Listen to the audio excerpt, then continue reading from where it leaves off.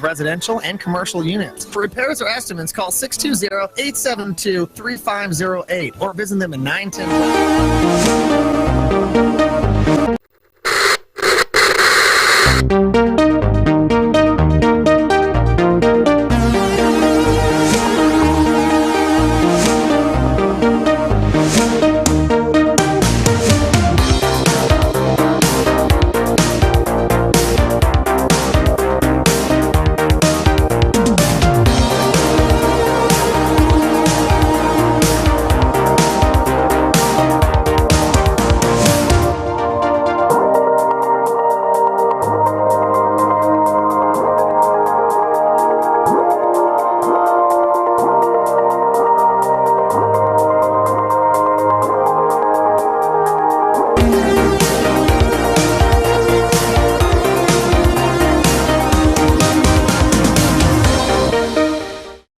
To us, it's about so much more than just providing the technology. It's about enriching the communities we live in, because your community is our community. Where you live, where you work, where you play, we do too. Whatever you do, and wherever you are, our service supports you. Next Tech Wireless. We are Kansas. How would you describe your career? Rewarding. It's more than just a job. Great vacation, great sick pay. Great opportunities to move forward. Good work environment, good people. Always something new, always something different. Every day you learn something new. Their commitment to education is second to none. They pay for my school. I love it because we're all one big happy family. Family. Family. It's like a family. Grow your career with American Implement and John Deere.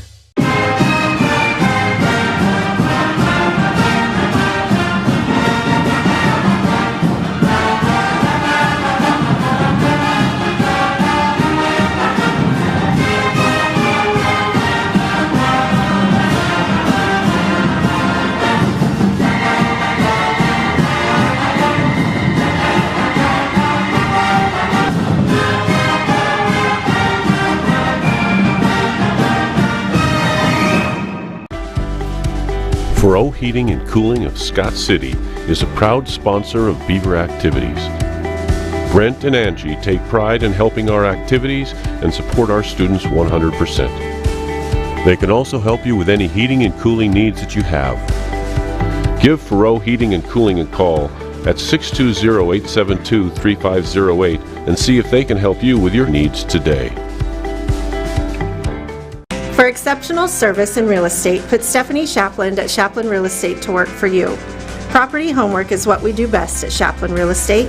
We put forth every effort to get results that move you. Our expertise in buying and selling residential, commercial, and agriculture property is built on the tradition of trust and thoroughness that you deserve.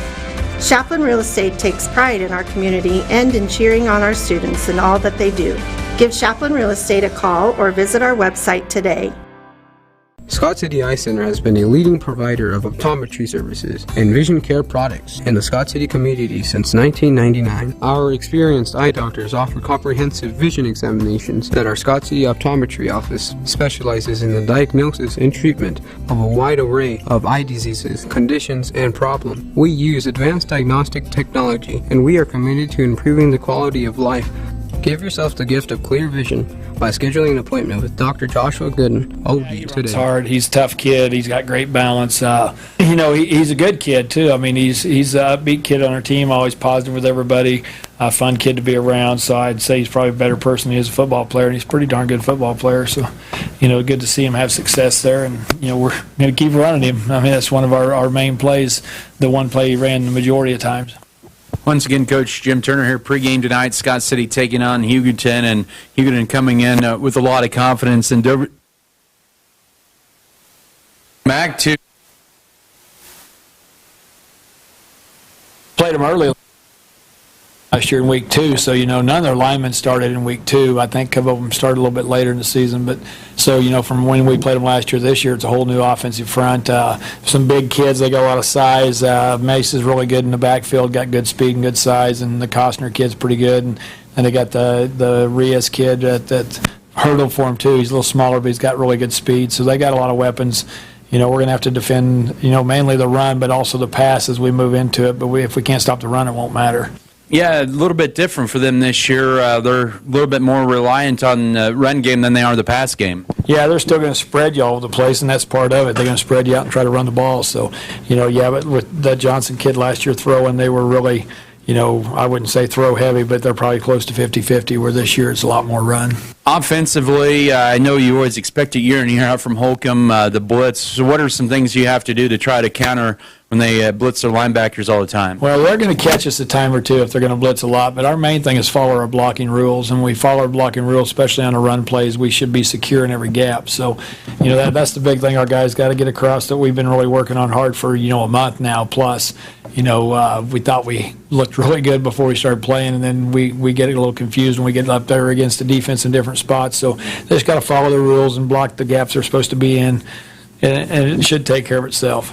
I know timing's been big with your offense and breaking the huddle to snap the ball and a lot of your running plays. Have you been happy with what you've seen with that? Yeah, for the most part. We had little timing issues last Friday in the first series with some motion guys, and when we got the snap, and so that's we need to clean that stuff up. But overall, we've been pretty happy with it. There's always room for improvement, and usually it's blocking scheme or hitting the hole where you're supposed to or running the sideline when you're supposed to. Just a variety of different things. And the victory, Coach, you got your 50th win in Scott City there, and you're one of 6 coaches to win at least 50 games. That's pretty cool to see there with the tradition of Scott City football. Yeah, and that's just because we've had really good kids. That's kind of what it's about. If you got really good kids that are really coachable and just some talent out there in the field, you're going to be pretty good. And we've been blessed in Scott City for all the years I've been here, not just as the head coach, but we've had a lot of good kids and great kids and good listeners, good coachable kids and physical kids, and that's kind of what we want to see. Should be a fun one here tonight at Garden City Community College, Broncbuster Stadium. Coach Jim Turner joining me here pregame. And, Coach, once again, thank you for the time, and good luck to you guys. Thanks, Adam. That was Scott City Beaver Coach Jim Turner. Your pregame interview brought to you by Farm Bureau Financial Services with Hugh and Berta Benz in Scott City and Leota. More to come in your pregame show. We'll have a breakdown of the matchup, also bringing starters, keys to the game, and the kickoff. After this timeout, this is Scott City Beaver football. Scott City Eye Center has been a leading provider of optometry services and vision care products in the Scott City community since 1999. Our experienced eye doctors offer comprehensive vision examinations that our Scott City Optometry Office specializes in the diagnosis and treatment of a wide array of eye diseases, conditions, and problems. We use advanced diagnostic technology, and we are committed to improving the quality of life. Give yourself the gift of clear vision by scheduling an appointment with Dr. Joshua Gooden, OD, today.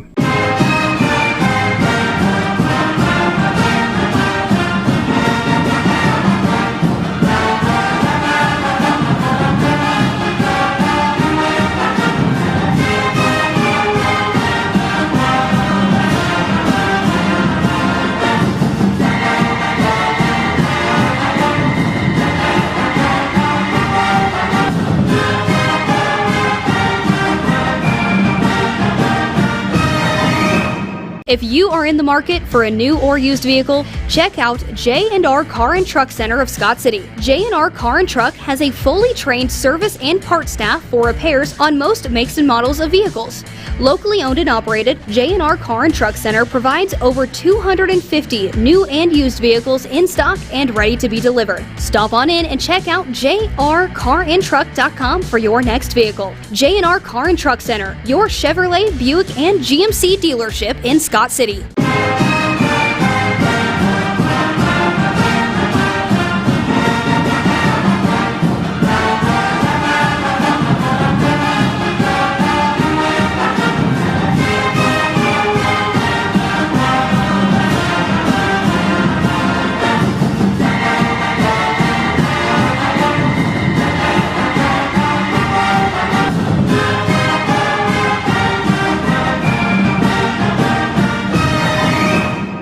As your local community foundation, we are dedicated to preserving local wealth so the communities in and around Scott County will forever remain an attractive place to live, work, and raise a family. We respond to the needs of our community through grant making, scholarships, and other special projects. To learn more, visit us online at scottcf.org.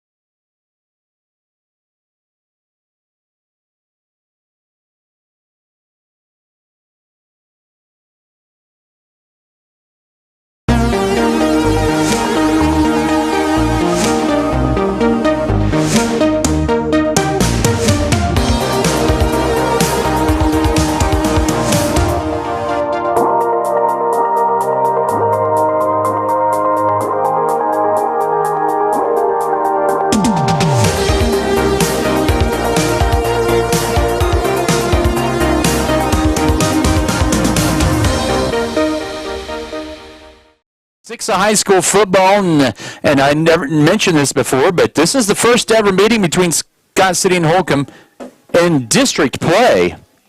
So that's going to be pretty cool here. Yeah, first time that first time they played in district play, not by district or playoffs, but district play.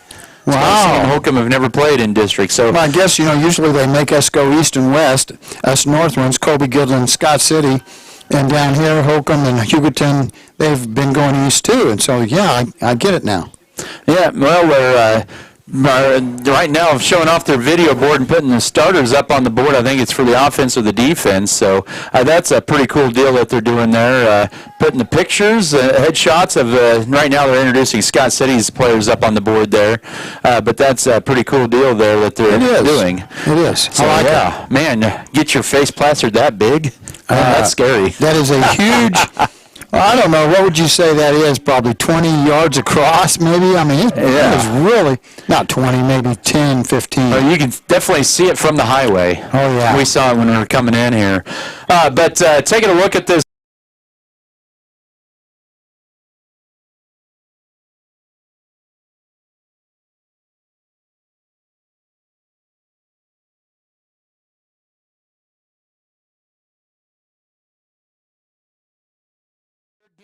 It was early. They were down 14. They played their game, had the lead. Hugoton made the drive, aided by a penalty and a long pass play where they were out of assignments. Scott City was, but they survived and advanced in overtime. Well, it was a great game, Adam. We just kept playing. We didn't give up. And the first quarter, it was just kind of rough, We had the wind in our face, and we weren't getting anywhere with the football. But, we just kept playing, and eventually we caught up. We tied the score. And, that game had the feel of overtime for a long time, I thought. It just felt like it was coming. Hugoton was a very good football team. Scott City is a good football team, and they both were challenging each other. And that's exactly what's going to happen tonight. This is a challenge for both teams.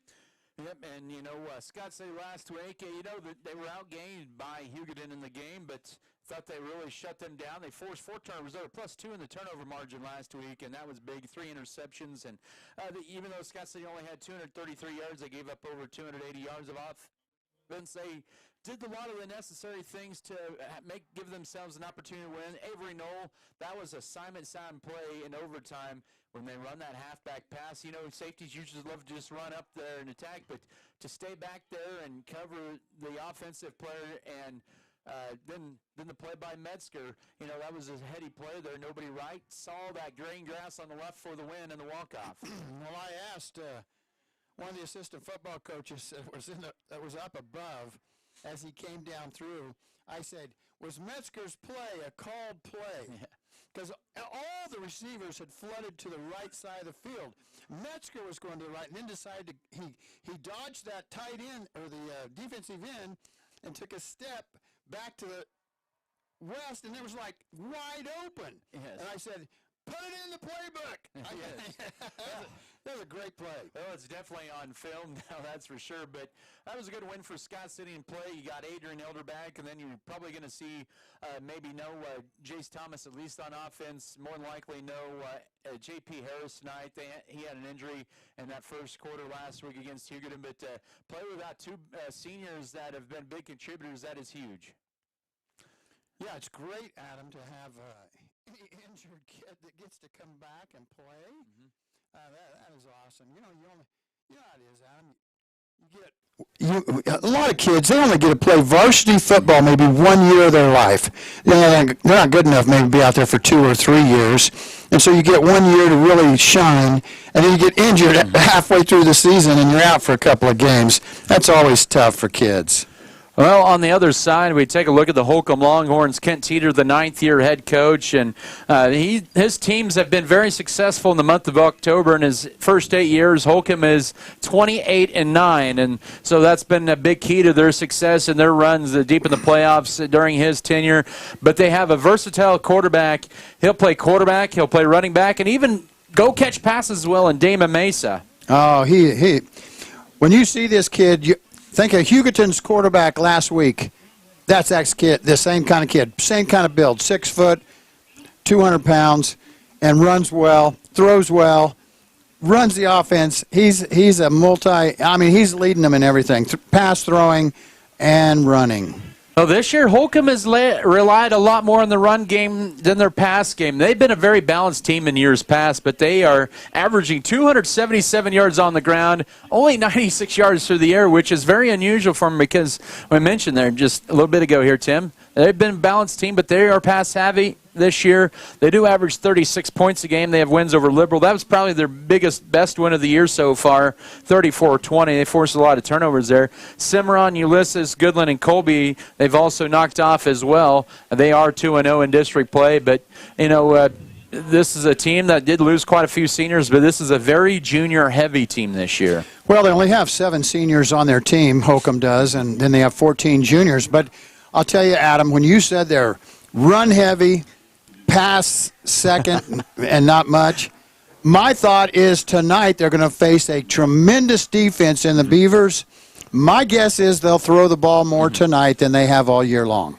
I think there could be something to that as well. Defense, they given up an average 11 this year, but it's been kind of really a balanced attack on their defense. Their linebackers have been leading the charge. In fact, it's unusual, their free safety, Chris Palacios, he actually is leading them in tackles. And normally you don't want to have your safety leading your team in tackles, but the way that Holcomb runs their defense, more of a 4-2-5 than a 4-4, that's all right. My guess is their free safety might be the fastest kid on the team. And the fastest kid on the team usually arrives. He recognizes the play, and he arrives quickly, and that's one reason why he may be leading the team in tackles. He may be the fastest kid on the defensive side. That should be an entertaining one here tonight at Broncbuster Stadium in Garden City for this neutral site game. A big Week 6 matchup here for Scott City and Holcomb. And, yes, the Beavers on the road, but at a neutral location. They'll be back home against the Goodland Cowboys next Friday and go to Colby to end up the regular season. We'll actually do this right now, just kind of keep things here. Don't know how they're going to do all the pregame stuff before they kick off here. Okay. We'll actually go ahead and take a timeout. We'll come back and take a 90-second timeout and come back with your starters and keys of the game. This is Scott City Beaver football.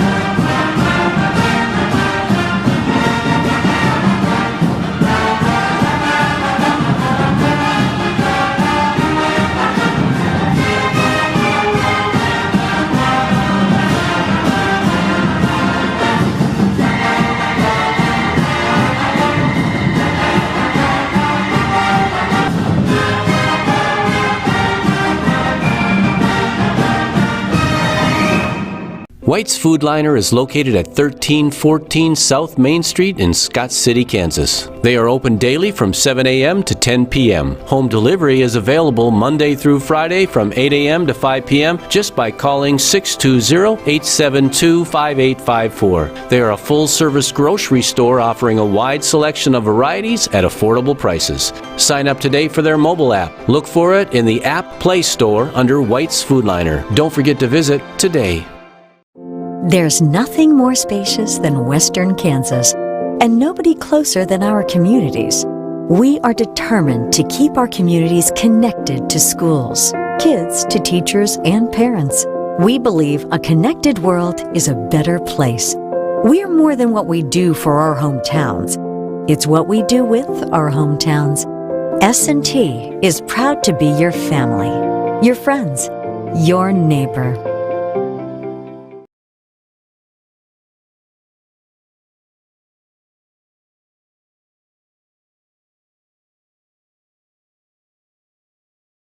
It's Broncbuster Stadium here in Garden City as the captains will be getting ready to meet with the lead official here momentarily for the coin toss. Let's get your starting lineups here presented by Security State Bank in Scott City and Leona. Dylan Metzger, the senior quarterback, has thrown for 3 touchdowns. He rushed in the game winner, his second career rushing touchdown as a quarterback in as many years. His last one since the Ulysses game in week 1 of last year. In the backfield, we'll see Brady Welker, the team's leading rusher, tailback, 402 rushing yards and 8 touchdowns this year. Lawson Bailey, we believe Colin McDaniel will be the other halfback there. Wide receiver is junior Avery Knoll. Jackson Rumford, who leads the team in receptions with 8 catches and 107 yards as the tight end. Jaden Lewis is the center. Houston Frank will be the left guard. We'll either see the freshman at right guard, Emilio Contreras, or Oscar Mendez, a sophomore. They rotated there a lot last week. They'll be at right guard in place of J.P. Harris tonight. Hugh is suited up, and who knows, we may see J.P. end up coming out and playing. Tanner Gooden is the left tackle, and the right tackle is Adrian Elder. For the Holcomb defense, they'll run 8 players across the front 4 there. They'll rotate them in a lot, but it looks like it's going to be Cross Palacios, Nicholas Cox, the defensive tackles, Tristan Ortner, and also Cooper Titchener. He's a 6'3", 281-pound junior. He's the defensive end and also the offensive center. And the Kai Cosner, Devin Garcia, the linebackers, Damon Mesa, Manny Reyes, the outside backers, Dominic Orozco, Brayden Bassner in the corners, and Chris Palacios as your safety. Keys to the game tonight here, presented by State Farm agent Michael Trout. Well, one of the things I think it may be one of the keys to the game tonight is this is the first cold weather game we've had. It's 50 degrees, winds blowing 10, 15 mile an hour. It's a little cold. The ball will feel differently than all these warm weather games. So the secret here is turnovers. I think turnovers might be the whole key to this entire game. Yeah, I think you're right there. That could be a big issue here tonight. Keys to the game, you mentioned it is 50 degrees. Second coldest game of the year. The coldest was up at Ray back when it was like 59 degrees back a month ago. But the wind chill is 45 northeast wind at around 12 miles per hour here. And we're a couple minutes away from kickoff here on KSKL Scott City, and Holcomb.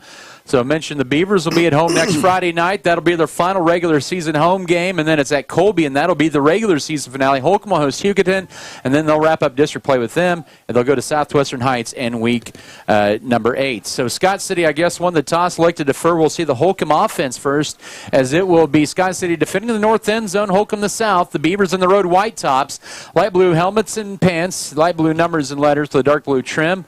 Holcomb in their home black uniforms with orange numbers and letters and that Power H on the side of their helmets, as Freddie Sines has it teed up at the 40-yard line.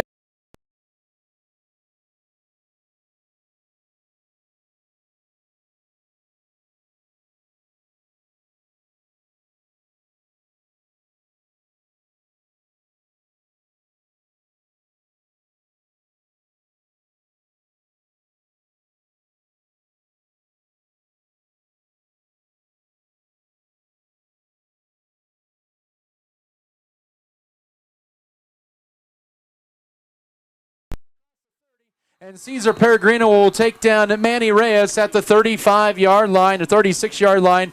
Scott City not able to break down on tackling on that opening kickoff, but the Longhorns with good field position. The Beavers stayed in their lanes. That's what you do when you kick off. You stay in your lane. You don't get sucked in or sucked out. And we hit the kid a couple of good times, Adam. He just broke the tackles and kept going. Gained an additional 10, 15 yards. Reyes, a 5'11", 164-pound junior. Holcomb will spread you out, but they will run heavy. First and 10, 36-yard line right hash. Mark Mesa will send a man in motion. That's Ethan Kinnison right to left. And Mesa will keep it himself left side. He'll break through 40. 44-yard line. He'll gain 8 on first down. And the tackle made over on the far side by Colin McDaniel. A gain of 9 officially. Oh, Mesa looks good running the football at him. He just looks like one of those guys I'm going to be nervous every time he touches the football, which is going to be every time they have the ball because he's the quarterback. Second and a yard and a half from their own 44 left hash mark. We're 30 seconds into the game, no score. High snap, but it's going to be a handoff right side to Cosner. Has the first down into Scott City territory as he takes it to the 46-yard line for a gain of 9 on the second down. Avery Knoll with the tackle. It's at the 47-yard line, first and 10 Longhorns. Scott City, we're playing in our 4-4 defense, and boy, the last 2 plays, Holcomb's got a nice big line.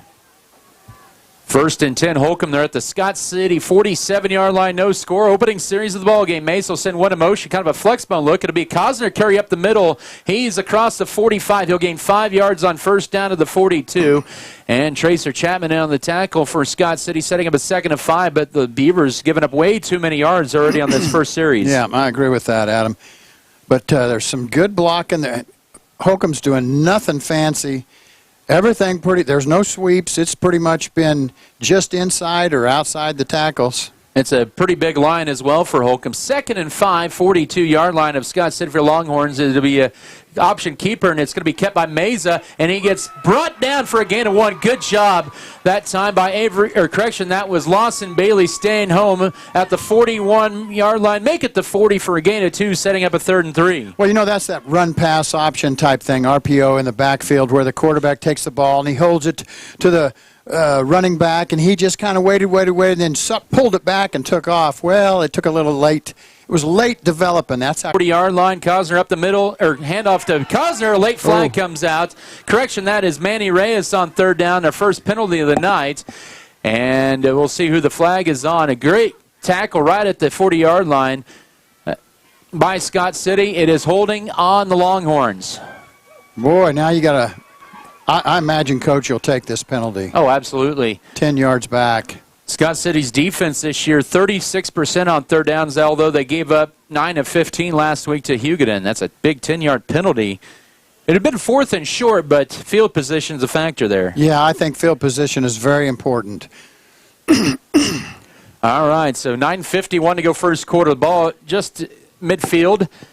In Holcomb territory, they'll empty it. 5 receivers set, 3 receivers to the right, to the left. Mesa in shotgun formation from midfield back to zone 45 steps. It's going to be a quarterback draw up the middle, and he's going to be brought down at the 47-yard line. Lawson Bailey in there. Also, Tanner Gooden bring him down for a gain of 3 on 3rd and long, about 3rd and 13, and it'll be 4th down and 10, and Holcomb will be forced to punt. Well, the wind, like I said, is out of the north-northeast. And this field runs north and south, so Holcomb will be punting into the 10, 15-mile-an-hour wind. Oh, timeout, Scott City. Yep, Scott City's going to take an early timeout. 9:25 here in the first quarter. No score, 4th and 10 when we come back. Let's take a 30-second break here on Mix 94.5. Fairleigh Feed Yard is dedicated to investing in our facilities and staff to provide the best experience possible for the cattle feeder and, in the end, the consumers of our product. We are always in the market to purchase corn and other commodities from local producers. Call our office at 620-872-2111 for current pricing. Our dedicated employees and their families are very important to us, and we are proud of their children that are current Beavers and individuals that will grow into those roles in the future. Fairleigh Feed Yard is privileged to support Scott City youth and are honored to cheer on the Beavers. Opportunity providers.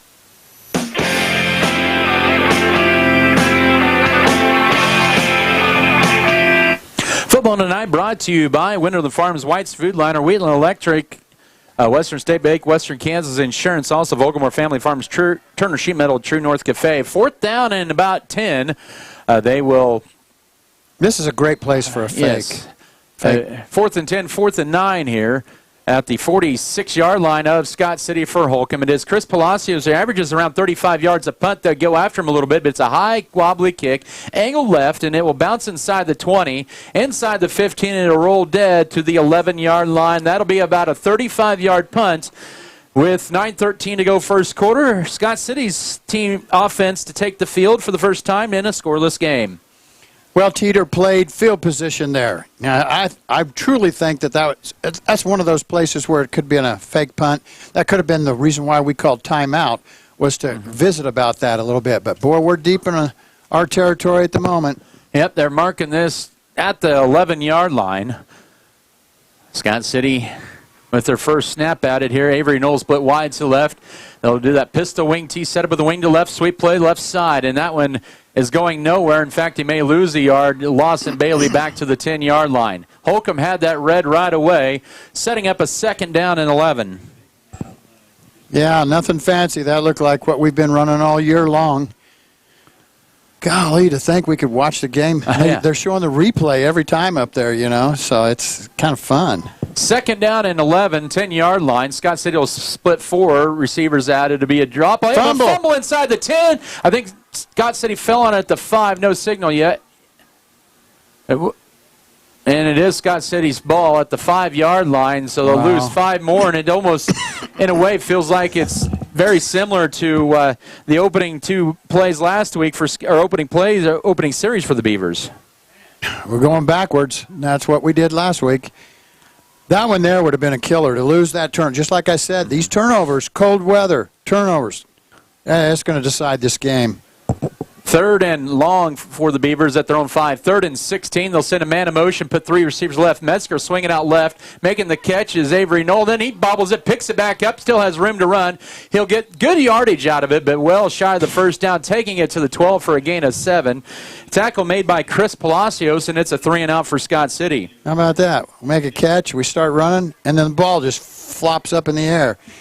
Yeah, cold weather. You know, in hot weather, that ball and that leather, it just sticks to you. Cold weather, it hasn't got that same feel. They'll give him an extra yard to the 13. And back to punt will be Welker. He's averaging around 35 yards a punt as well.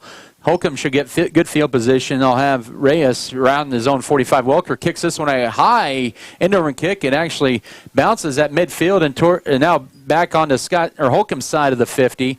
That was actually deep to return it for the Longhorns.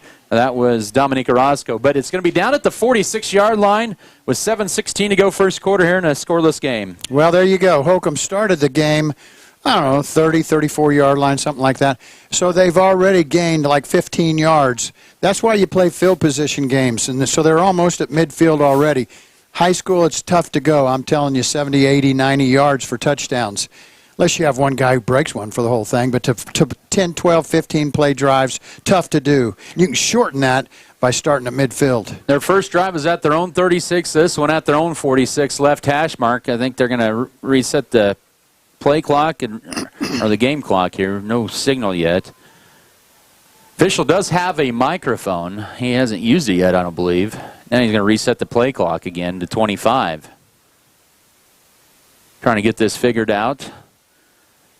Well, they're having difficulty. Oh, there they go. They got it set. I think it's a home crew that aren't used to a play clock. Here we go. Back to action. 46-yard line. Mesa, quarterback keeper up the middle. You could tell that was what it's going to be right away. He breaks through into Scott City territory for a gain of 9 to the 45-yard line, setting up a 2nd and 1. I thought the running back standing right beside him started before the ball was snapped. And that's what kind of gave it away. It was going to be a quarterback draw right away because he was a lead blocker on that. He was a lead blocker. And I just watched the replay, and he was in movement before the ball was coming. 2nd and a yard, 45-yard line of Scott City for Holcomb. No score, 6:44 to go first quarter. To be a handoff up the middle to Cosner. Breaks through a couple tackles and gets it to the 41, and then a host of Beavers right there. Jaden Lewis on the tackle along with Avery Knoll and Tanner Gooden. But a 5-yard carry, it's good for a Holcomb 1st and 10. Well, we can start over. Let's stop them now. Well, there's some really good blocking going on up front by the Holcomb Longhorns in their black with orange numbers. 41-yard line of Scott City, middle of the field. 4 receiver set, twins stacked to one side. Handoff up the middle to Cosner. He gets met up immediately at the 40-yard line. Good defensive play in the middle that time. In there was Houston Frank leading the charge. It's a gain of 1 for Cosner on his 4th carry for 20 yards. 2nd down and 9. Little trap play to the right side of the center. And we did a good job filling that hole because you knew that's where the ball carrier was going to come to. 2nd and 9, 40-yard line, middle of the field. No score, down to 5:40 to go first quarter. As the keepers, a flag comes out in the backfield. Here is Mesa spun around. He's tackled by Knoll at the 35. It's thrown by the white hat, Casey Mine, who is the white hat tonight, and this is going to be on Holcomb. Illegal shift. I think so. Sorry about that. He went in motion, but he, yeah. More than one player wasn't set, so. Yeah. So instead of 2nd and 9 or 3rd and 4 or whatever, it's now 2nd and 14 at the 45 of Scott City. Well, at the moment, the only thing stopping, I shouldn't say that. One of the things that is stopping Holcomb has been their own self with their penalties. Shotgun set, twins stacked to both sides. On 2nd down, here's Mesa. He's going to keep it himself up the middle. Scott City had it stuffed initially, but Mesa finds a little bit of a crease and gets to the 42-yard line for 3 more. Jaden Lewis on the tackle. That'll set up about a 3rd and 11 to go. Yeah, J.P. Harris in there on that tackle, too. Yeah, that was Mesa's a tough kid to bring down. He had 3 Beavers, and he wasn't giving it up. He was still trying to churn his feet. There we go. 3rd down and 11.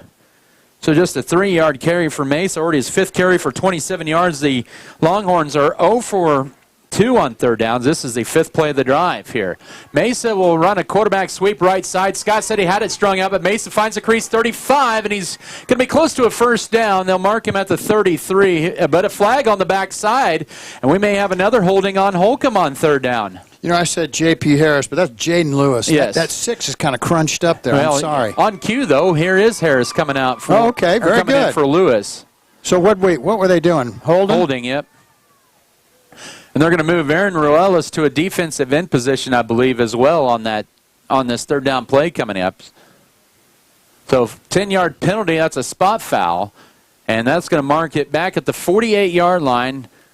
Really about their third penalty for 25 yards here in this first quarter.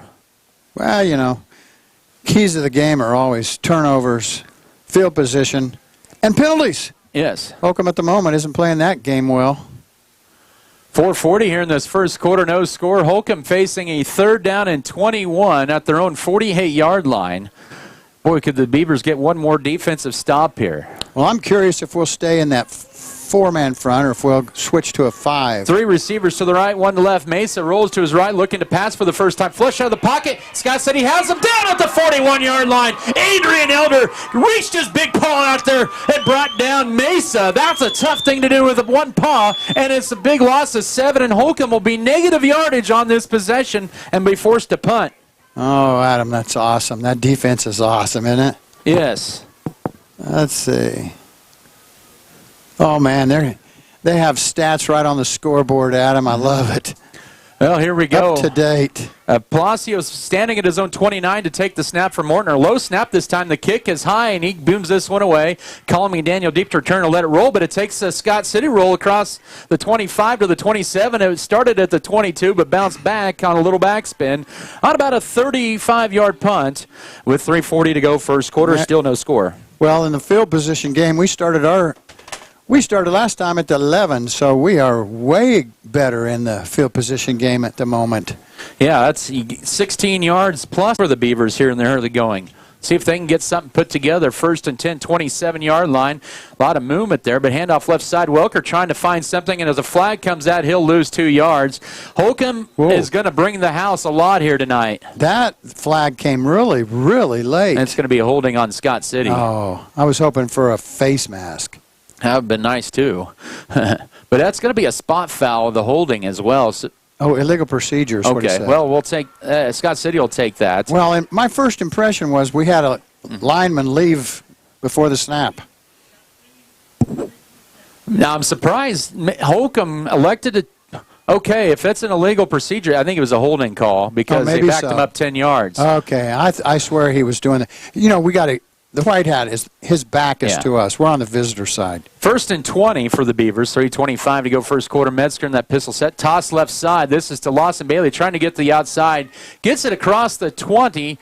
He'll gain about 3 or 4 yards to the 22 on first down, setting up a 2nd and 16. Now, Tim, on that last play, Holcomb could have just elected to take the penalty or to decline the penalty and set up 2nd and 12, but they took it. Yeah, I know. I'm with you, Adam. I think I'd have done the 2nd. It'd be 3rd down right now. 2nd down for Scott City and 14 at their own 22-yard line. Under 3 to go first quarter, no score. 2 receivers to the right, 1 to the left, wing to the right for the Beavers. Metzger and shotgun, 18 to snap as he rolls to his right. Has some time, looks downfield, now under duress, and he just went down on his own inside the 15, and he is still down. He's hurt. I don't know what happened to him. He just went down on his own at the 14-yard line. I think he's all right. I don't know if the new hash tripped him up, but it sets up a 3rd down and long for Scott City. He's gimping on that right leg just a little, and I'm not sure what. I don't know. That was kind of unusual. I thought he was slowing down to heave the ball downfield, and then he just kind of collapsed. But 3rd and 22 for the Beavers. 2:10 to go first quarter. They have to get it to their own 36, 37-yard line. Now he's under arrest, trying to set up a screen left side to Welker. Can he turn it upfield? He's across the 25. Oh, still on his feet. Across the 30, still going 35. He may be close to a first down at the 38-yard line, and he's got it at the 39. That screen was slow developing. Welker broke through 2 tackles, takes it from his own 14 to the 39 for a Beaver 1st and 10. Well, I was just thinking, one of the best plays would be a screen pass. And, boy, Metzger set this up well. Oh, that's the play before. They're showing up on the screen. But, yeah, that's exactly what it was. He really didn't have the whole team out there in front of him. He was out on the east side of the field. They tossed it over there to him, and he broke 3 or 4 tackles. Should have been down. But Welker, he just keeps moving. 39-yard line, Welker, carry up the middle, 40, 45, midfield, 45, look out, 40, 35, 30, one man to beat, 20, 15, 10, chugging inside the 5, and down to the 4-3, 1st and goal, Beavers. 58 yards on the run. Wow. That turned field position around. I thought he was broke, but the speed of Holcomb caught up with him, and all right, now just mentally you got to focus and get this ball in the end zone, guys. Boy, it looked like Metzger was hurt there on that 2nd down and lost his footing at his own 14. The screenplay turned this field around, and the minute to go first quarter, the Beavers 3 yards away from putting the first points on the board. Welker with the carry. Welker stumbling to the 2-yard line. They'll mark him down. They'll mark him down. They say the ball came out, but he was down before the ground caused the fumble. It did. The ball came out. But it came out because of the way he hit the ground, and a guy was on top of him, driving him into the ground. 2nd and goal from the 2-yard line. We're under 35 seconds to go first quarter. Scott City has plenty of time to snap it. No score, but the Beavers this year in the red zone, they are 80%, 16 of 20 as they run up to the line with 20 to snap it. Pistol wing T setup. Here's a Welker carry left side. Lowers the shoulder into the gold end zone. Oh, he's going to say down. No, wait a minute. They're going to say his knee was down at the half-yard line. Oh, my. Oh, wait. Now, are they saying?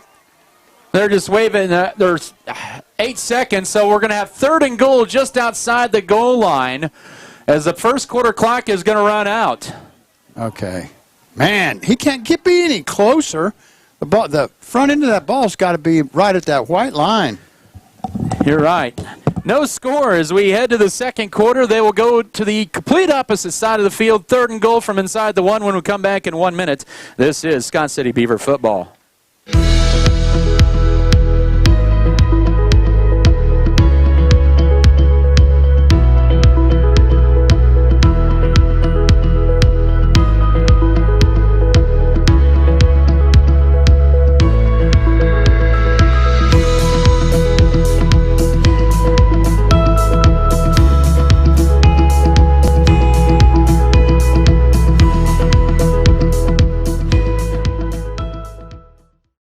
Women at every stage of life want a healthcare experience uniquely theirs, where excellence meets elegance and healthcare is personalized just for you. Scott County Hospital and Scott City Clinic's skilled physicians and nurses will help your family prepare for the birth of your baby. The private, comfortable, secure rooms for labor, delivery, and postpartum care include jacuzzi tubs for pain management during labor. Call Scott City Clinic to set an appointment today. Appointment with Dr. Yeager today.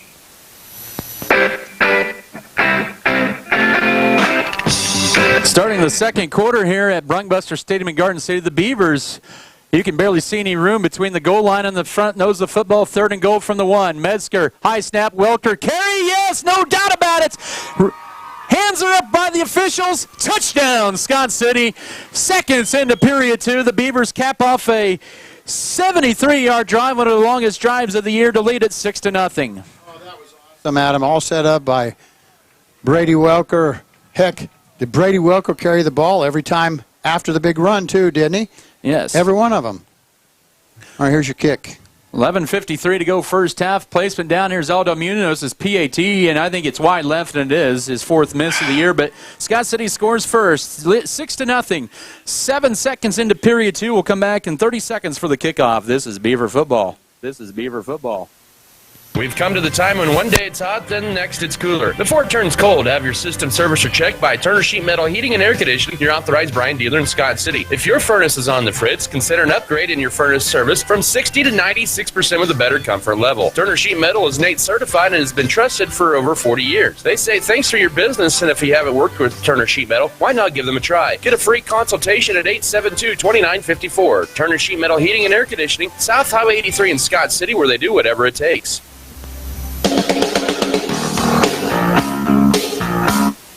Football here tonight, brought to you by our Booster Club corporate sponsors, including True North Cafe, Tri-Pac North America, Original Grande, Stevens Veterinary Services, State Farm Insurance, Spencer Pest Control, Security State Bank, Scott Pro, Scott County Records, Scott County Hospital, Scott Cooperative Association, Scott Community Foundation.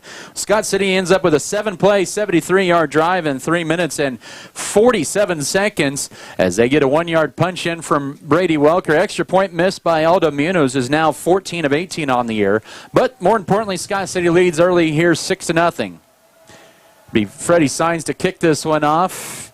We believe it'll be Manny Reyes to return this kick. It's Freddie, a little hop skip and a high end kick, but we have a flag on the kickoff. It's caught by Chris Palacios at the 15. We had somebody was offsides. You know, you got to stay behind the line before the kicker kicks it. Now that was my impression.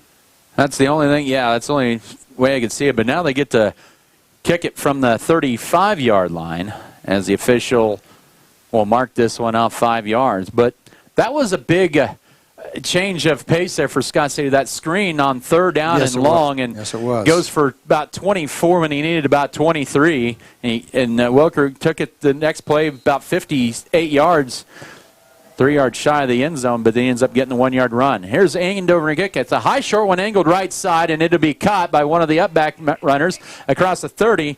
And that is Keegan Johnson, a sophomore. He takes it to the 37-yard line, and that's where Holcomb will set up shop for the third series of their first half in a 6-0 Beaver lead. That's still good field position. Holcomb's had all three of their field positions has been pretty good. 37-yard line. Ball in the middle of the field. The Longhorns will have the wind in their face here. Well, it's actually kind of an easterly wind here in this second quarter. Really no factor or no advantage for either team. They'll run trips bunch to the left side of the formation. It'll be a quick toss out to Manny Reyes, and Scott City slows him down for no gain and maybe lost about a half a yard. Good discipline on that left side by Scott City as Bailey with the tackle. 2nd down and 10 at the 37. Oh, yeah, that was nobody got... Actually, I think that was Jace Thomas who made the first hit. He's out there, 14. Yeah, he is. He's out there at a defensive end, his first game in a couple of games. 2nd and 10, 37-yard line for Scott City, or for Holcomb. They lead Beavers. Beavers lead Longhorns 6-0. Maso slinging out left, deflected by Bailey that time. He got his paw up there and deflected the pass intended over the left side for Dominic Orozco, setting up a 3rd and 10. Sure was, Adam. He was at that defensive end, outside linebacker position. He wasn't going to get through there, but he was watching the quarterback's eyes, and when the quarterback pulled the ball up, put his hands up, and then just smacked at it. It was, man, too bad we couldn't get a tip drill going there, you know? Tip and a pick six. 3rd and 10. Holcomb's 0-2 on third downs. They do have 2 first downs in the ballgame. 6-0 Scott City lead early second quarter. Left hash, mark 20 to snap it. 2 receivers to the right, wing to the left, and receiver left. Mason now steps up, throws it down the middle of the seam, passes it, caught by Palacios down the left seam. He's inside Scott City territory to the 34-yard line. Mesa got drilled as he threw it. Avery Knoll with the tackle, but not until a big gain to the 34-yard line. Oh, that Mesa was really good. He stood right there and released the pass and then just got smacked, but his pass was right on target. That's a pickup of 29 yards through the air for Holcomb as they are into Scott City territory at the 34. 6-0 Beaver lead. 10:40 to go first half. 4 receiver set. Twin stacked to both sides. This is Johnson, the quarterback. He'll hand it off on first down up the middle, and this is a no-doubter touchdown. Holcomb right up the gut. Manny Reyes, 34 yards, and we have a tie game here early second quarter. Wow. That's that explosive Holcomb offense. Man, one big play with a pass, one big run, touchdown. Holcomb will be in that swinging gate. They'd like to do that right off the bat, and after their first score, they got the kicking tee out just in case they decide to kick the extra point here with 10:31 to go. That was a quick series. They will attempt the extra point. It's Chris Palacios who's doing the place kicking, 3 of 6 on the year, out of the hold of Keegan Johnson. Snap is down. The kick is on the way, and it is through the right upright, and Holcomb leads at 7-6 with 10:31 to go first half. We'll come back in 30 seconds. This is Beaver football. Western State Bank proudly supports Scott Community High School students and athletes as they prepare for another great year of achievements. Just as our students prepare for another successful year, we encourage you to be prepared for whatever life may bring you. Stop in and talk with the knowledgeable staff at Western State Bank, whether it be a new home loan, financing for your business, or any one of our checking and savings account options. We're here to help you. Make sure to check out all of our internet banking options provided at WSBKS.com. Western State Bank, member FDIC. And as always, go Beavers!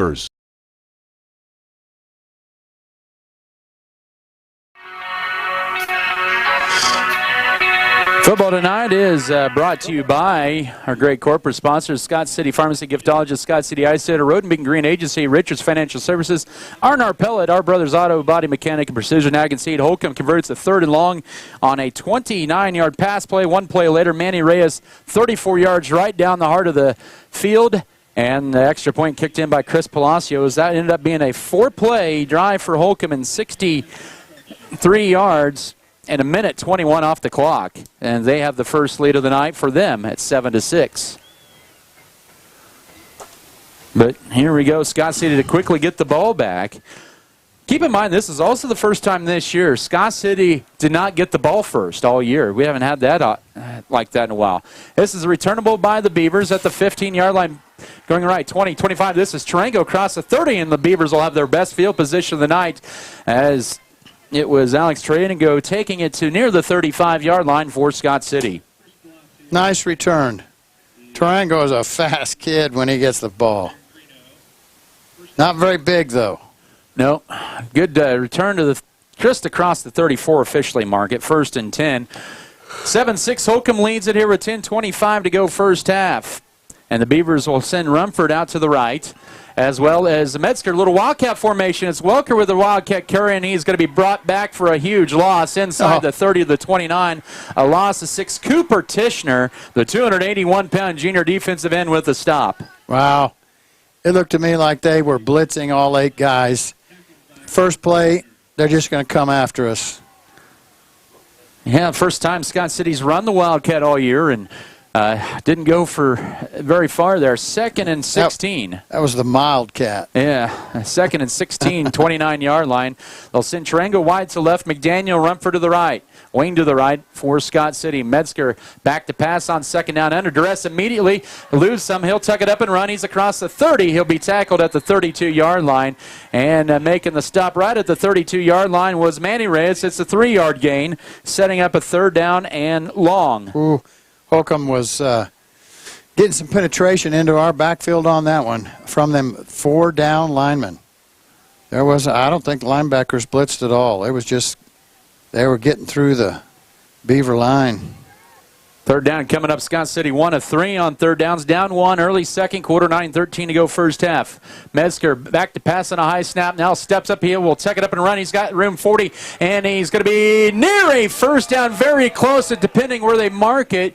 They are going to, the official walks a little further to the north on Scott City's side to the 44. It is going to be awful close they're going to have to bring the chains out to measure this one. Oh. On 3rd and 12. That should be a 1st and 10. I mean, look where the ball is. And look where the marker is, in my mind. Maybe I'm wrong. Well, sometimes we got to see it through Beaver Blue glasses, and they will bring the chains out. While they do measure it, a couple of scores of interest for you. Uptown here in Garden City, Buffalo Stadium at the end of the first, it's Garden City 7, Ulysses nothing. They will stretch the chains out, and it is a 1st down, so we got right at 12.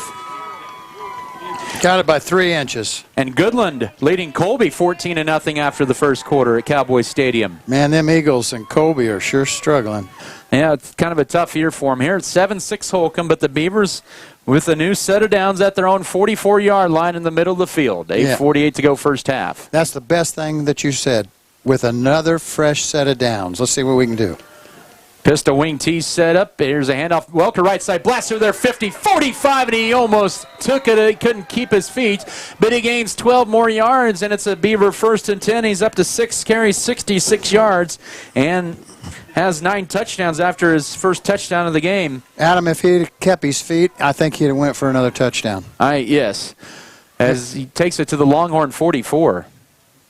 Man, quick hitter stuff is working. And this will be a first down. Oh, a fumble, and Holcomb's going to recover it. It looked like a Beaver tripped in the backfield, and Holcomb recovers it at the 47-yard line. Scott City's first turnover of the night. Well, you know, they had us up on that board. We'd already lost one fumble. Well, we had a fumble, but we didn't lose it. And so, really, this is our first fumble loss. But that's unfortunate, but well, we talked about it in pregame. We said there were going to be some turnovers. And eventually, I think Holcomb will turn it over, too. Both teams came in +7 in turnovers tonight. Yeah, there you go. And the Longhorns will take over at their own 47-yard line with a 7-6 lead. 8:22 to go first half. Run a 4-receiver set, twins to both sides. It's Johnson at quarterback here on first down. He'll hand it off right up the middle. Scott City slows down. Well, not for long, though. Reyes keeps his feet churning, and he gains it to the 49 of Scott City for 4 on first down, as Adrian Elder underneath that pile with the tackle. Holy cow, that kid must be strong. He has shown it here. He had that big run up the middle. 2nd and 6. Haven't seen Mesa in for a while. 2nd and 6, 49 of Scott City for Holcomb, up by 1. 7:50 to go first half. Here's a handoff. Reyes up the middle again, and he will gain positive yardage, about 2 to the 47 on 2nd down, setting up a 3rd and 4. Brady Welker in on the tackle.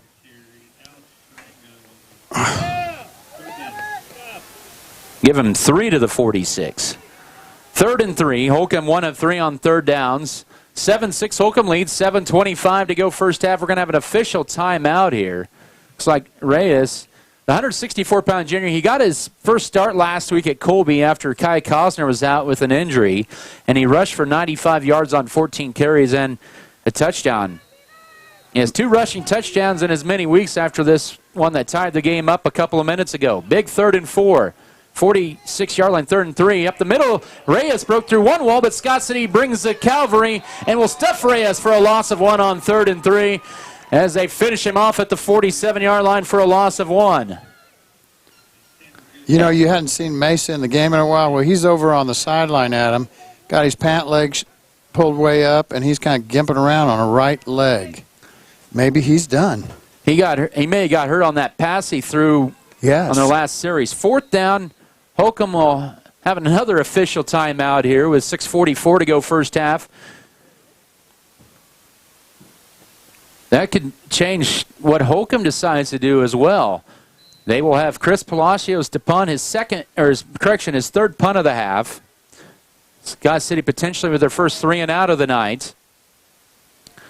McDaniel standing at his own 13 to take this ball, and we have a flag on the play. This will be a false start on Holcomb, and that'll back him up even further.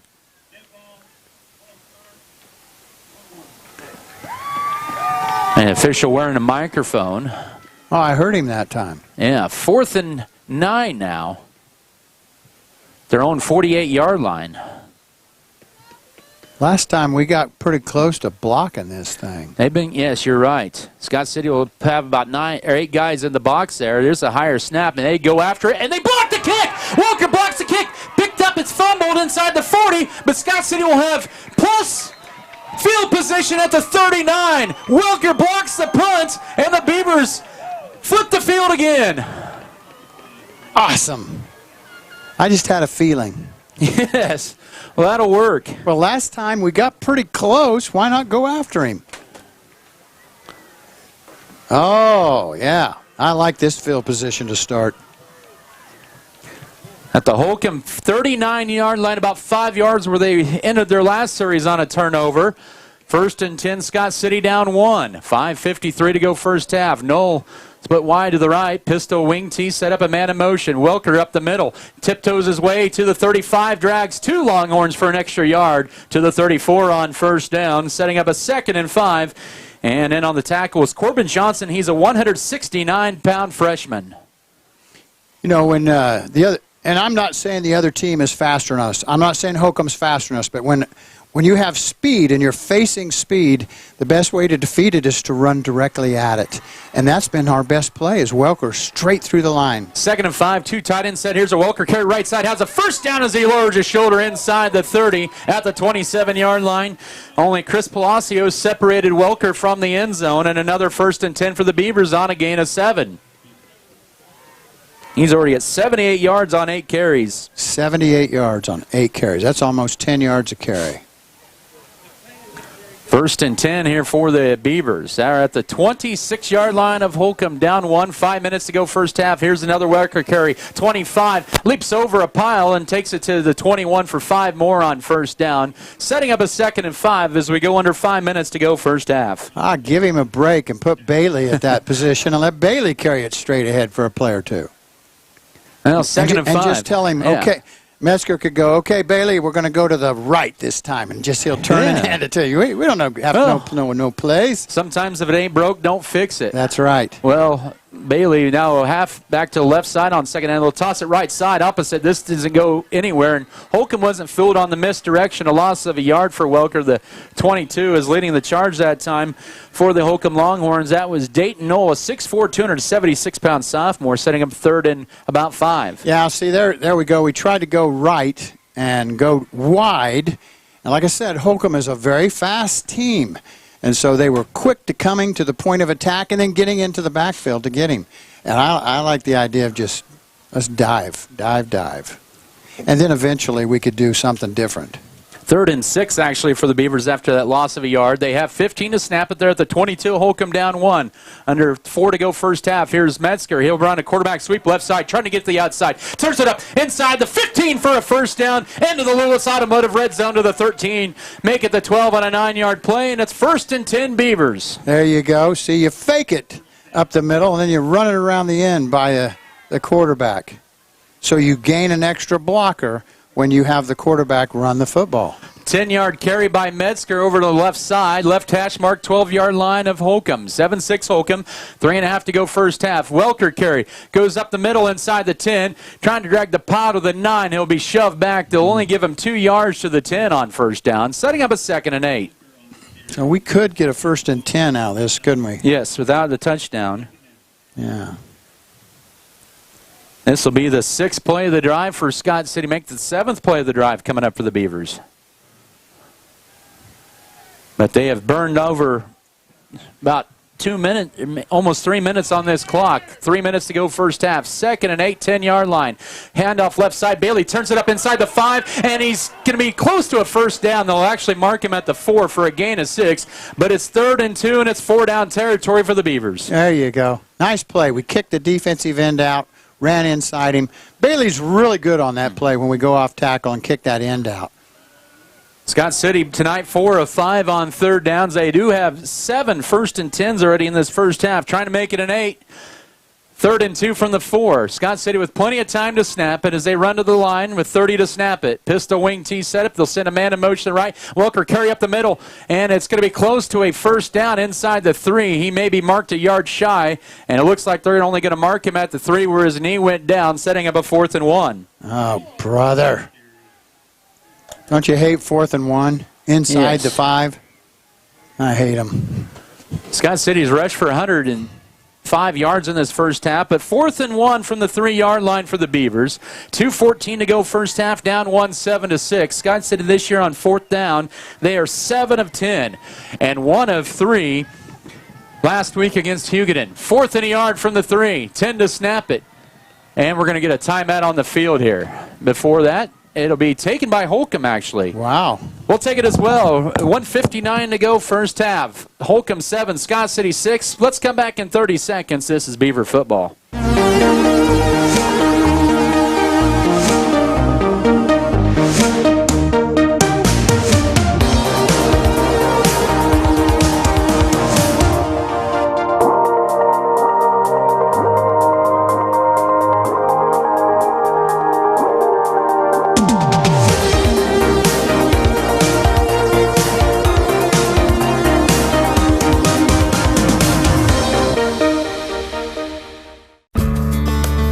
Adding value to our community has been our priority since day one. That's why the Scott Co-op is here with 8 elevator locations, 2 service stations, 5 car trolls, bulk fuel and oil delivery, as well as a full-service agronomy department, including agronomy services, seed, chemical, fertilizer, and custom application.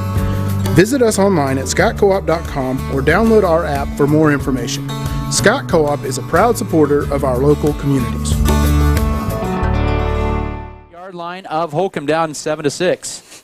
Yeah, I was surprised Holcomb called that, Adam, to give us an opportunity to talk about it.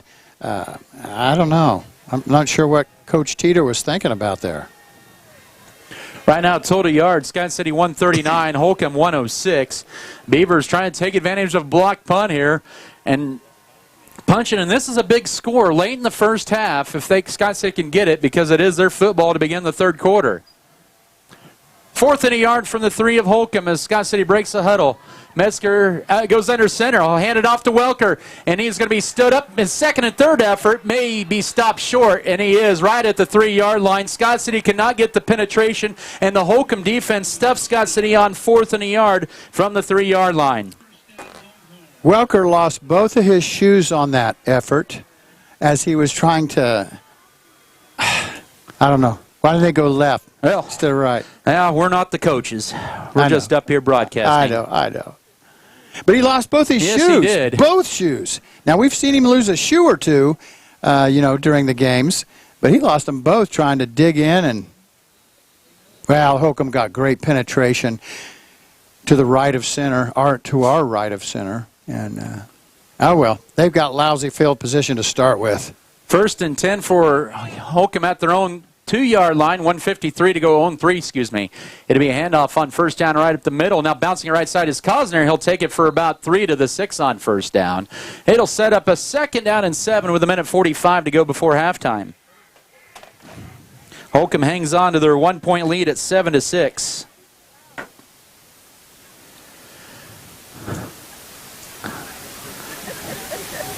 Both teams with 2 timeouts left here in this first half. Scott City, maybe if they get 2 stops in a row here, maybe would take their timeouts and force Holcomb to punt. But they got to get a good stop here with 1:20 to go first half as they spread it out. A couple of wings. 2nd down carry up the middle for Johnson. He'll turn it up right side, and he'll get maybe to the 7. And Scott City's just going to – oh, now they do call a timeout, setting up a 3rd down coming up in about 6 from the 7-yard line. Wow. 1:05 to go in the first half. This game's going quick. It is. It's been a run fest. Combined 4 passes in the first half, 2 for each side. We'll go ahead and keep it right here. Holcomb with a 1-point advantage, 7-6. And do you see maybe Holcomb continuing to keep this conservative here, pinned deep inside their own 10? Well, I think what Fred Teeter's hoping for is one of them big breakouts. Yeah. So you can run for maybe the entire field, or maybe you can get out 30, 40 yards. That's what I think he's thinking about. I don't see him putting the ball in the air at all. This is too close for a pick-6 opportunity. I do not see him throwing the ball at all. Now, if they had Mesa in their quarterback, I could see him doing a quarterback draw, a rollout, that kind of thing. Johnson is a good little quarterback, but he's like a sophomore, and he's not as fast, not as big. He'll probably be the future quarterback the next 2 years for Holcomb. But that Mesa kid being on the sideline is it's going to hurt how Teeter's going to want to call this game. And so Costner is going to get the ball. That's my find. I think Costner is going to carry the ball. Wherever number 12 goes, that's where the ball will be. It'll be a big 3rd down coming up. About 3 weeks ago at Millwood, Scott City had Millwood pinned deep in their own territory when they were down 8-7. And I said Costner, but I also think, who's that 30? Manny Reyes. Yeah, there's another good one. It is Reyes lined up behind. Looks like that is Mesa back in there. No. Oh, we have movement on the line there. Scott City got a little antsy, and it is an encroachment call. No, I didn't even think about that happening. It is, yeah, you're right. It is Johnson. I thought it was Mesa at first, but no, it is Johnson back. And so that changes things up here. Instead of 3rd and 6, it's now 3rd and a yard at the 12-yard line. So Scott City giving Holcomb a free 5, just their 2nd penalty, but a big penalty. 3rd and a yard from the 13-yard line with 1:05 to go first half. It's close enough to measure. Oh, really? I guess. I mean, it looked like it was 2 or 3 yards. Maybe he had the marker in the wrong spot. He had to get it, I think, it might be a first down. They stretch it out. No. Nope, it's just about a couple inches shy. Well, it was 3rd and 6 on the board, and from what we could see here, so it's 3rd and less than a yard here. So it's been 3rd and 5 to 3rd and less than a yard here at the 12, 13-yard line. They had to get it clear across the 13 for the first down. Well, it's a big down, Adam. Either way. Minute 5 here in this first half. Scott City down 1 to Holcomb 7-6. 2 receivers to the left. The run a tight end to the right side and wing to the left. Keegan Johnson, the sophomore quarterback, takes the shotgun snap, direct snap left. He'll get the first down across the 15, and he'll take it to the 17-yard line. And that'll move the sticks 1st and 10 for Holcomb at the 18. I think Holcomb would be plenty happy just to let the clock run out. If they could break a big, long run, wonderful.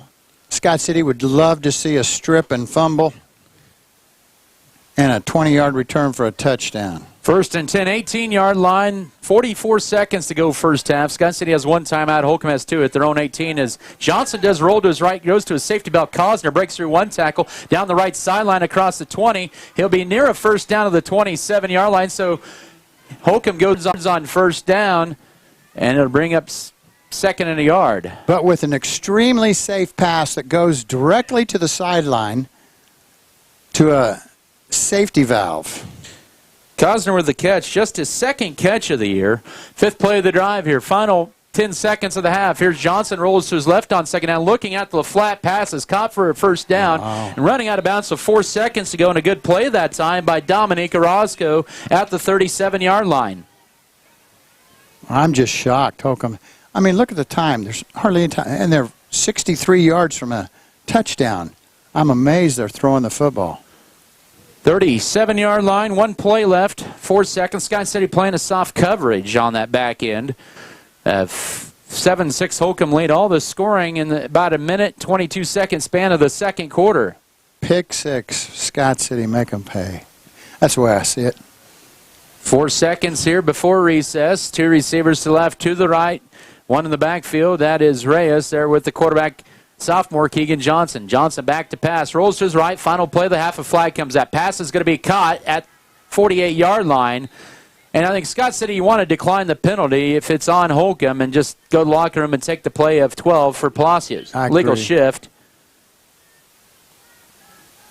If we decline, half is over. And they do. Okay, good. So Holcomb gets the 1st and 10 to near midfield, but that's the end of the first half. It's been a good one here at Broncbuster Stadium. 7-6. Holcomb leads it over the Beavers here at the break. We will come back in 3 minutes for your halftime show. This is Scott City Beaver football.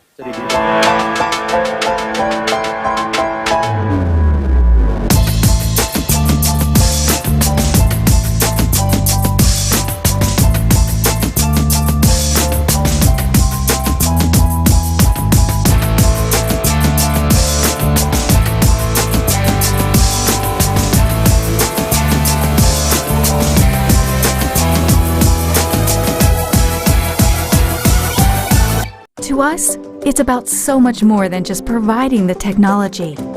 It's about enriching the communities we live in. Because your community is our community. Where you live, where you work, where you play. We do too. Whatever you do, and wherever you are, our service supports you. Next Tech Wireless. We are Kansas. How would you describe your career? Rewarding. It's more than just a job. Great vacation, great sick pay. Great opportunities to move forward. Good work environment, good people. Always something new, always something different. Every day you learn something new. Their commitment to education is second to none. They pay for my school. I love it because we're all one big happy family. Family. It's like a family. Grow your career with American Implement and John Deere.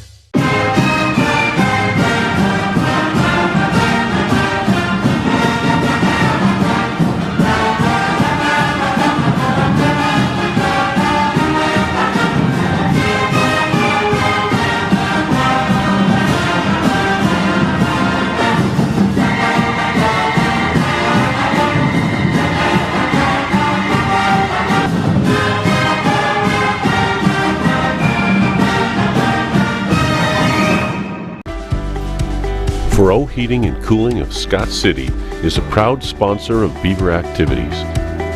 Brent and Angie take pride in helping our activities and support our students 100%. They can also help you with any heating and cooling needs that you have. Give Furrow Heating and Cooling a call at 620-872-3508 and see if they can help you with your needs today. For exceptional service in real estate, put Stephanie Shapland at Shapland Real Estate to work for you. Property homework is what we do best at Shapland Real Estate. We put forth every effort to get results that move you.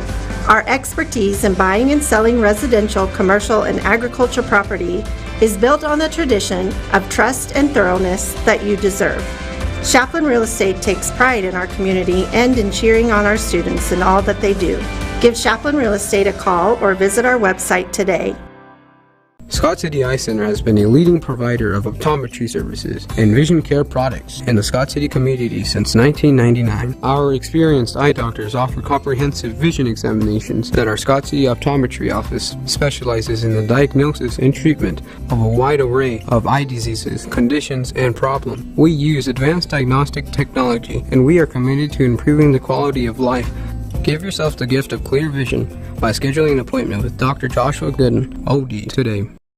Scott City and Holcomb, and a 1-point lead for the Holcomb Longhorns, are the home team on the scoreboard tonight at 7-6. This was a fast first half, other than maybe the barrage of passes, a 3 toward the end of the first half by Holcomb.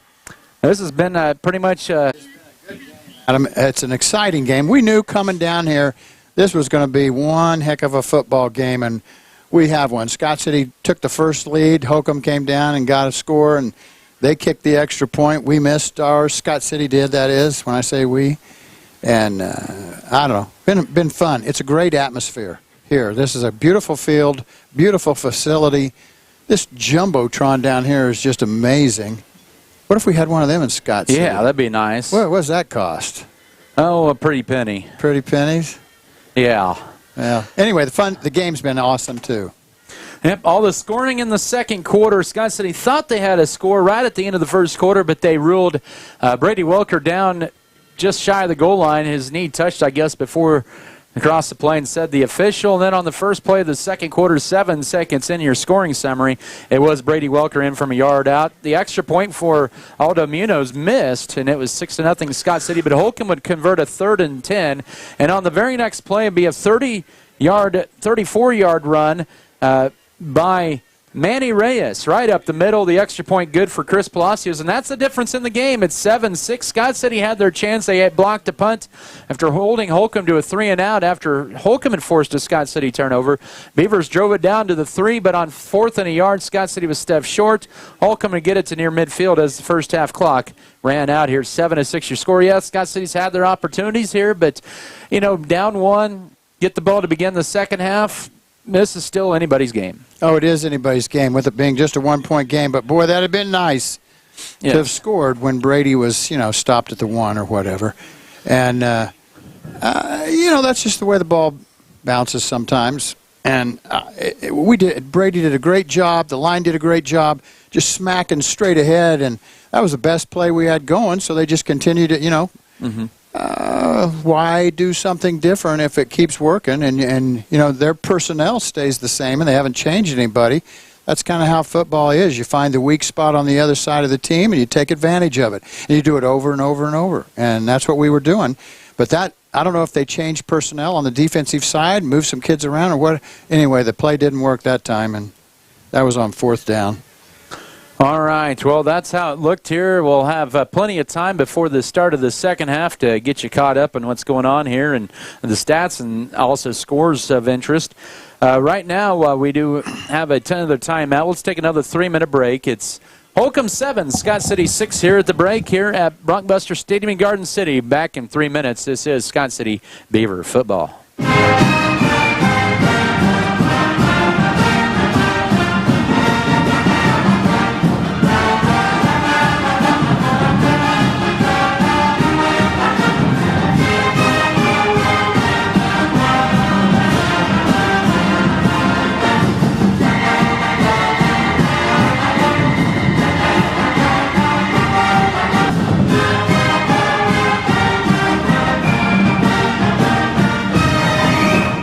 If you are in the market for a new or used vehicle, check out J&R Car and Truck Center of Scott City. J&R Car and Truck has a fully trained service and parts staff for repairs on most makes and models of vehicles.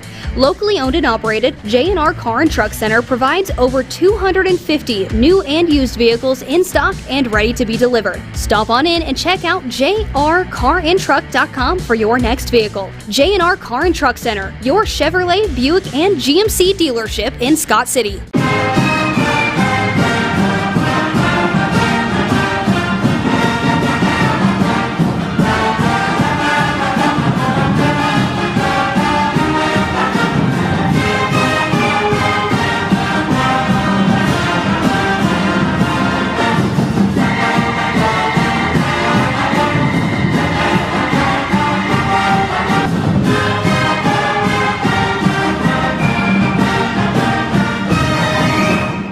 As your local community foundation, we are dedicated to preserving local wealth so the communities in and around Scott County will forever remain an attractive place to live, work, and raise a family.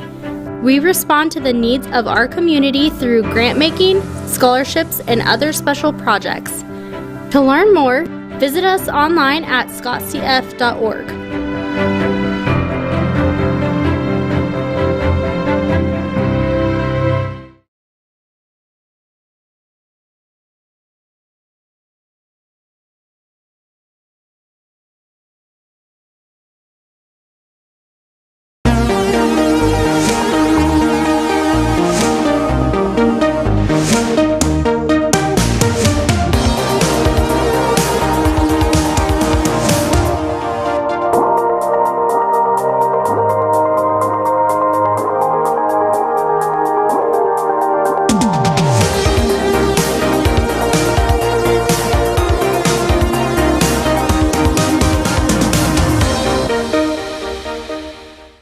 For exceptional service in real estate, put Stephanie Shapland at Shapland Real Estate to work for you.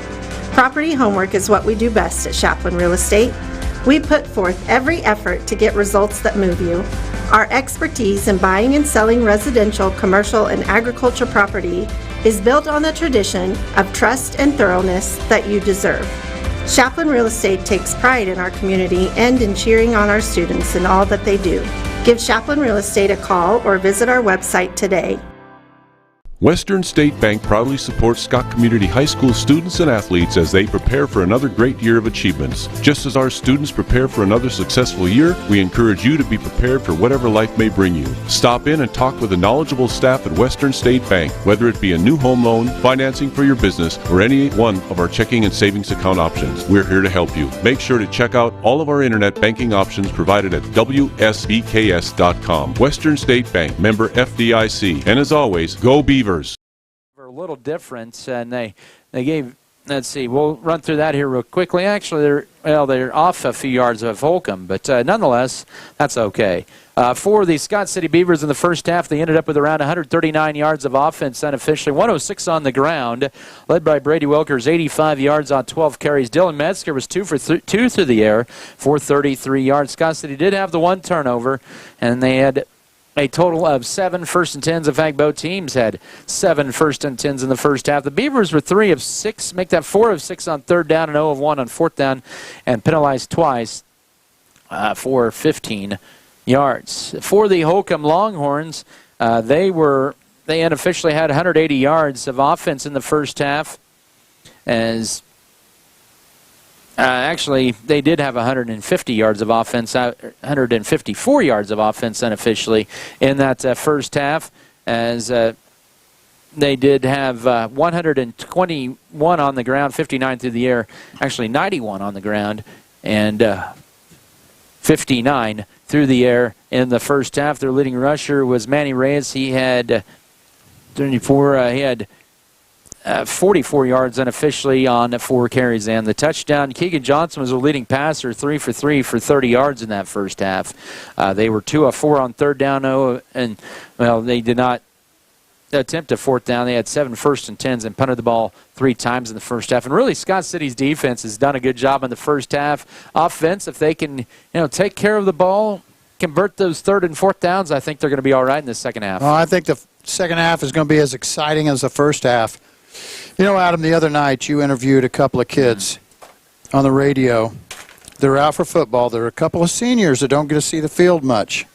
Nathan LeBeau and Jacob Irwin.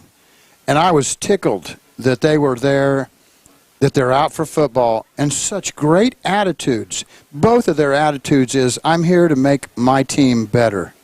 And, Adam, those are the kind of kids we need playing football for us. Yeah, absolutely. And, you know, they'll get on special teams on kickoff coverage on Friday nights. But, yeah, they're the ones that help make the varsity better on the scout team. And Jacob did not go out for football last year. He was out his freshman, sophomore year, went for cross-country last year. Nathan LeBeau, a first-year player, out for football. And so, you know, he's having a pretty good impact and enjoying himself. Oh, when he said that, I haven't ever played football before. I was just like, yeah, that's awesome. Yes. You know, that's what representing your school, your town, your team is all about. It's not about me. It's about us. Yes. And I want to make us better. I was just blown away. I don't know if it affected you that way. No. But when I heard that, I was just like, that's the kind of kids we need playing football for us. Yep, absolutely. Here at the break here, we'll take another 2-minute break. We'll come back with some scores across 3A. Scott City down by 1 at the break. It's 7-6. Back in 2 minutes, that is. This is Scott City Beaver football.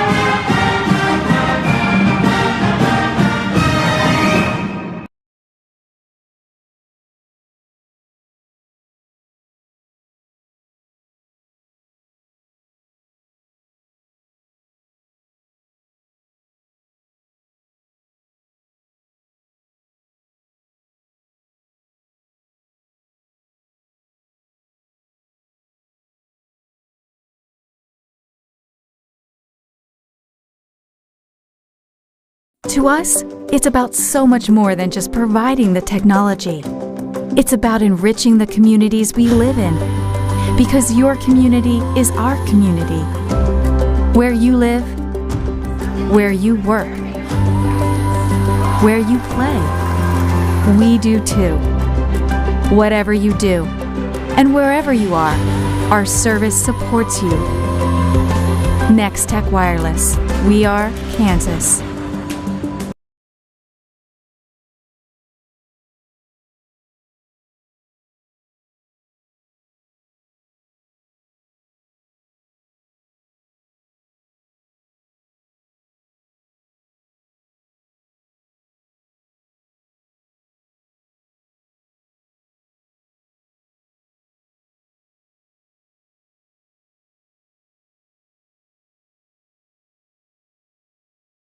Scott City Eye Center has been a leading provider of optometry services and vision care products in the Scott City community since 1999. Our experienced eye doctors offer comprehensive vision examinations that our Scott City Optometry office specializes in the diagnosis and treatment of a wide array of eye diseases, conditions, and problems. We use advanced diagnostic technology, and we are committed to improving the quality of life. Give yourself the gift of clear vision by scheduling an appointment with Dr. Joshua Gooden, OD, today. Goodland, they are defeating the Colby Eagles 26-0 at the break. 10-0. This one a little bit of surprise, maybe a little hangover for Hugoton. Cimarron is better though, but Hugoton leading Cimarron 10-0 at the break. Also Ulysses and Garden City here in Garden City tonight, just up the street a mile or so. 28-6 for Garden City over Ulysses. Last check, it was 35-0, 1 versus number 2 in Class 3A. Andale was leading the Wichita Collegiate Spartans there in 1 versus 2 there.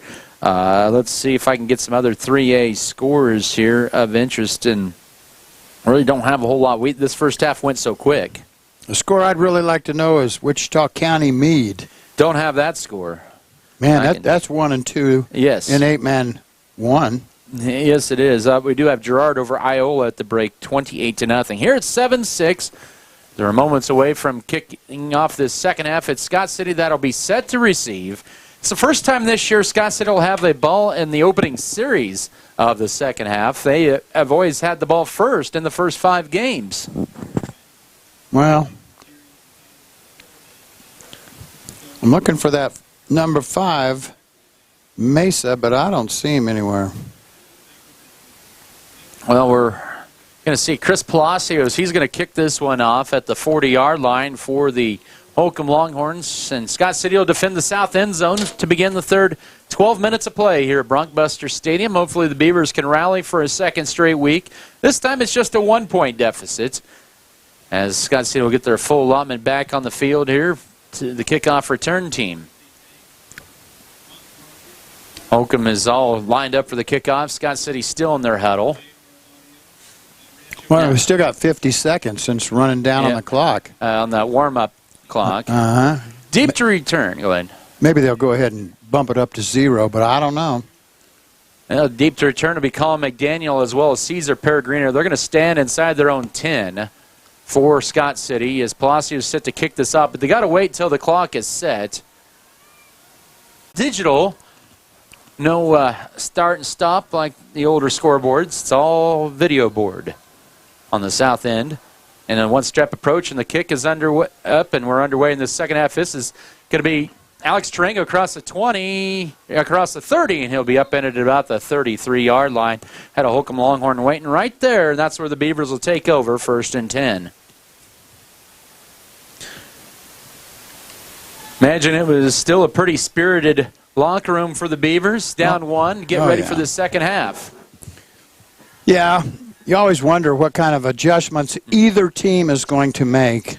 And Jace Thomas has entered the huddle. He'll be in this offensive set. Did not know if he would play offense or not tonight, but he'd be lined up as a wing to the left or a halfback to left. On first down, this will be a carry left side. This is Lawson Bailey trying to get the outside of that. It's going to be a hold. You could see that hold from a mile away as Bailey took it to the 40-yard line. Scott City hooking a Holcomb Longhorn.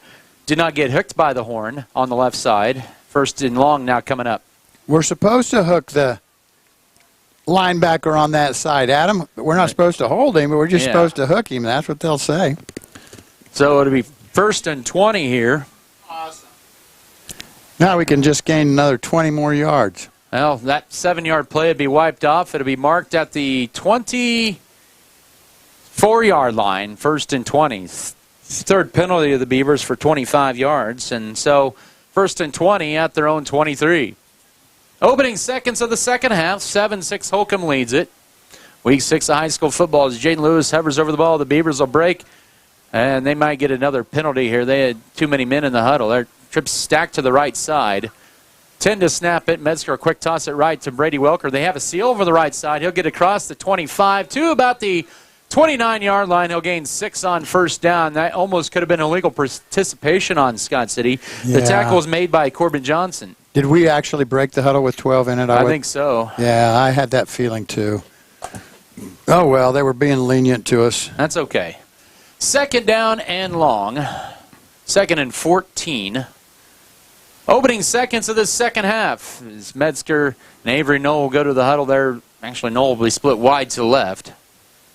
Beavers down 1. Wing to the right.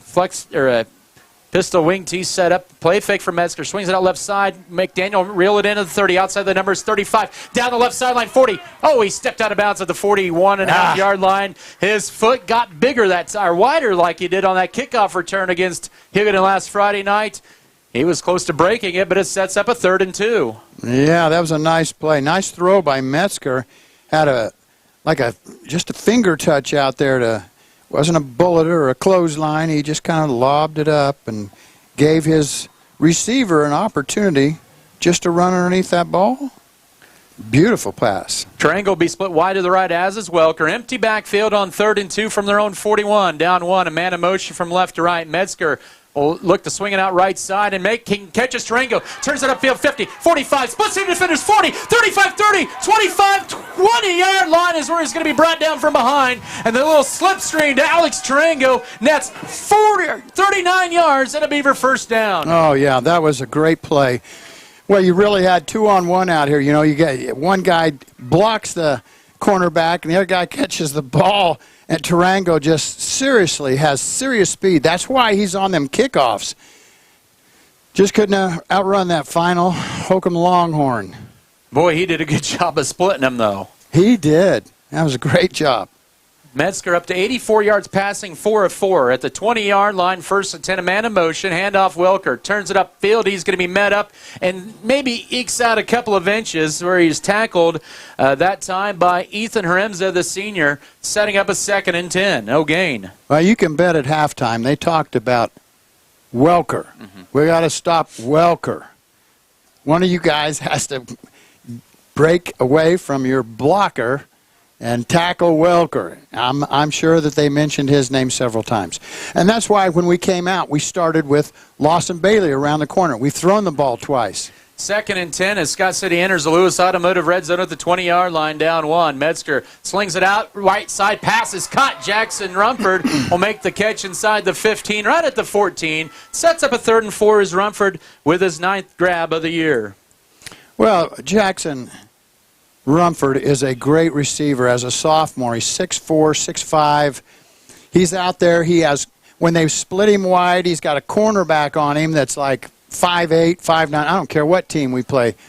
He's bigger than that kid, and that's what they did. They just threw it up high, and Jackson just went up there and got it. 3rd and 3 at the 13. 25 to snap it. Scott City looking to convert their 2nd 3rd down on this possession, and they will inside the 10 as Welker. Inside the 5, and he's into the golden end zone. Touchdown, Scott City. Brady Welker with his 10th touchdown of the year, and his 12-7 Beavers here in the 3rd quarter. There you go. Welker can run a ball outside the tackles. That was great blocking. We had the unbalanced line, and the biggest part of that was to the right side with just the tight end and a guard tackle there on that east side or the west side, and which is called the weak side to your unbalanced line. And, well, that's the way they went. Man, they're gonna, awesome. They're going to go for 2 here to try to chase the points and make it a 7-point game from the 3. Metzger rolls to his right on this 2-point conversion, fires it wide open. McDaniel, and he sneak in. Yes, he just got the football across the goal line, and the Beavers are now 4 of 4 on 2-point conversions this year and lead at 14-7 with 9:05 to go, period 3. 30 seconds will return for the Scott City kickoff. This is Beaver football. Women at every stage of life want a healthcare experience uniquely theirs, where excellence meets elegance and healthcare is personalized just for you. Scott County Hospital and Scott City Clinic's skilled physicians and nurses will help your family prepare for the birth of your baby. The private, comfortable, secure rooms for labor, delivery, and postpartum care include jacuzzi tubs for pain management during labor. Call Scott City Clinic to set an appointment today. We put our heart in healthcare.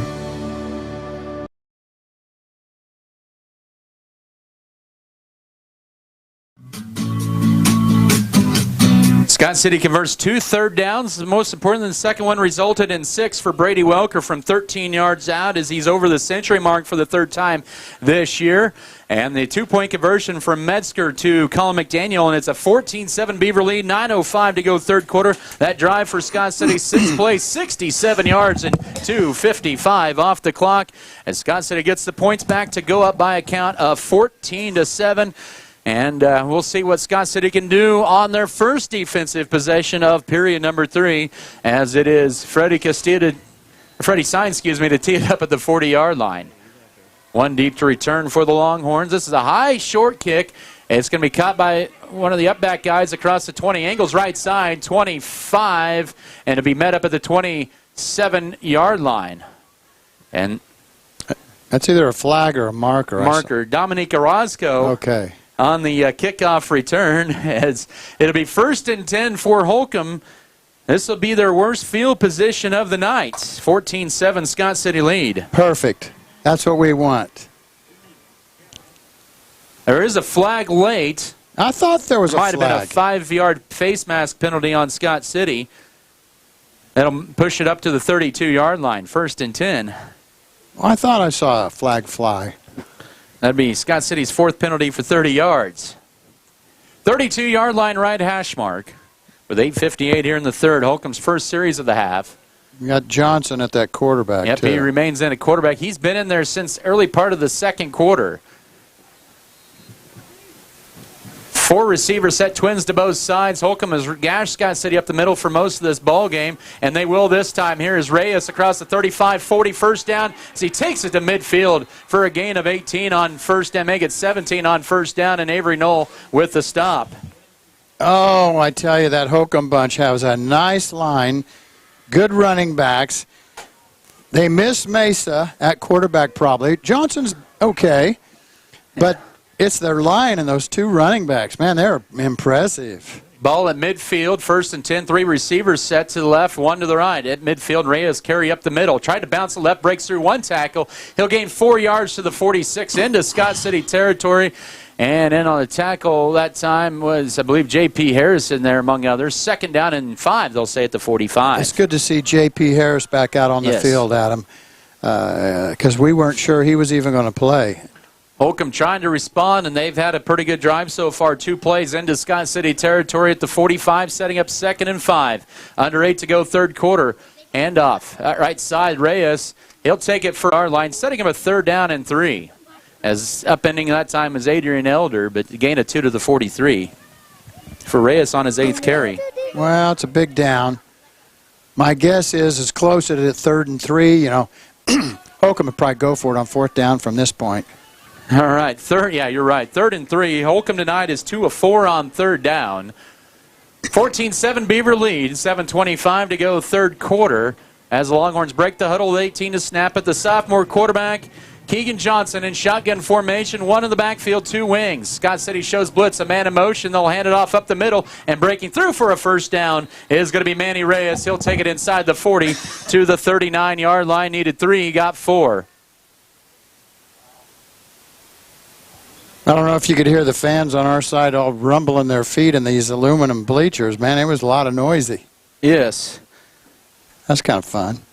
39-yard line. So Holcomb with another set of downs. Their 6th play of the drive, down 14-7 to Scott City. 6:45, 3rd quarter. Ball in the middle of the field. Holcomb has run pretty much every play up the middle. Here's Causer. He slowed down. He will gain maybe a yard to the 38 on 1st down, gaining a yard. And a good defensive stop that time. Host of white shirts there, 2nd and 9.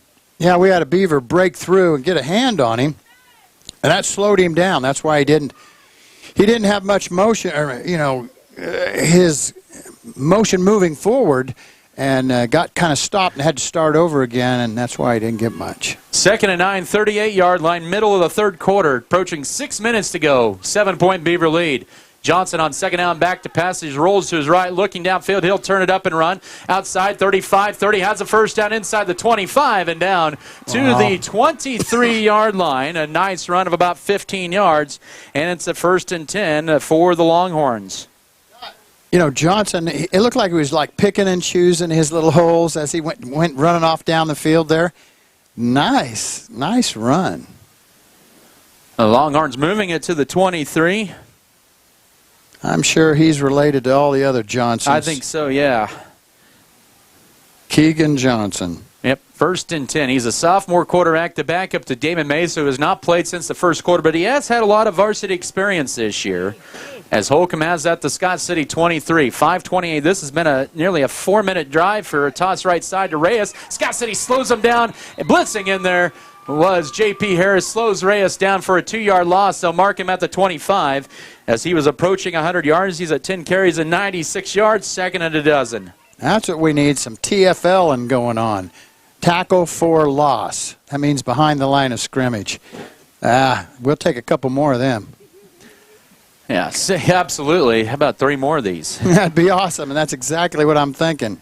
All the plays for Holcomb so far been on a run. One was really a scramble. 2nd and 12 as Longhorns in their black uniforms with 2 receivers stacked on both sides. One in the backfield with Johnson. It'll be a handoff up the middle to Reyes. He'll carry the pile to the 20 for a gain of 5, setting up about a 3rd and 7 as we're under 4:40 to go, third quarter, as Braden Bruner was underneath there on the tackle for Scott City.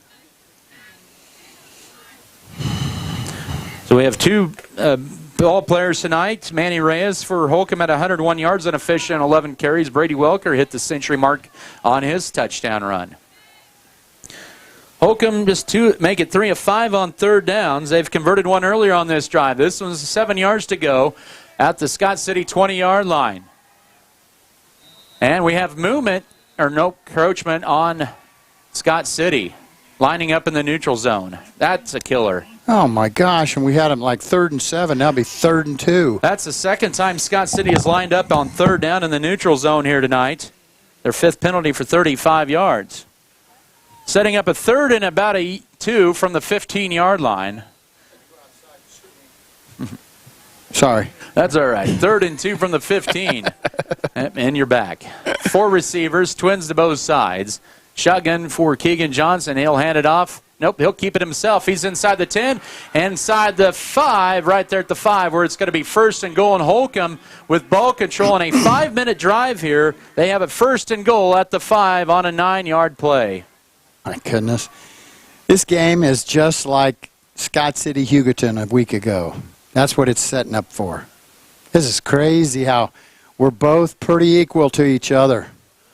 10th play of the drive, all on the ground here for Holcomb. 14-7 Beaver lead, 3.5 to go, third quarter. It's a keeper bouncing right side. Now turning it up is the sophomore Keegan Johnson in, touchdown. His first rushing touchdown has pulled the Longhorns to within 14-13 at the 3+ minute mark of the third quarter. Now, will Holcomb go for the tie and kick? They are. They got the tee out there. A 10-play, 68-yard drive that took nearly half the third quarter. 3:26 to go, third quarter. Palacios, 4 of 7 now after that made extra point. The kick is going to be on the way, and it is good. And we are all tied up for the first time tonight at 14 apiece. 3:26 to go, third quarter. The Longhorns to kick in 30 seconds. This is Scott City football.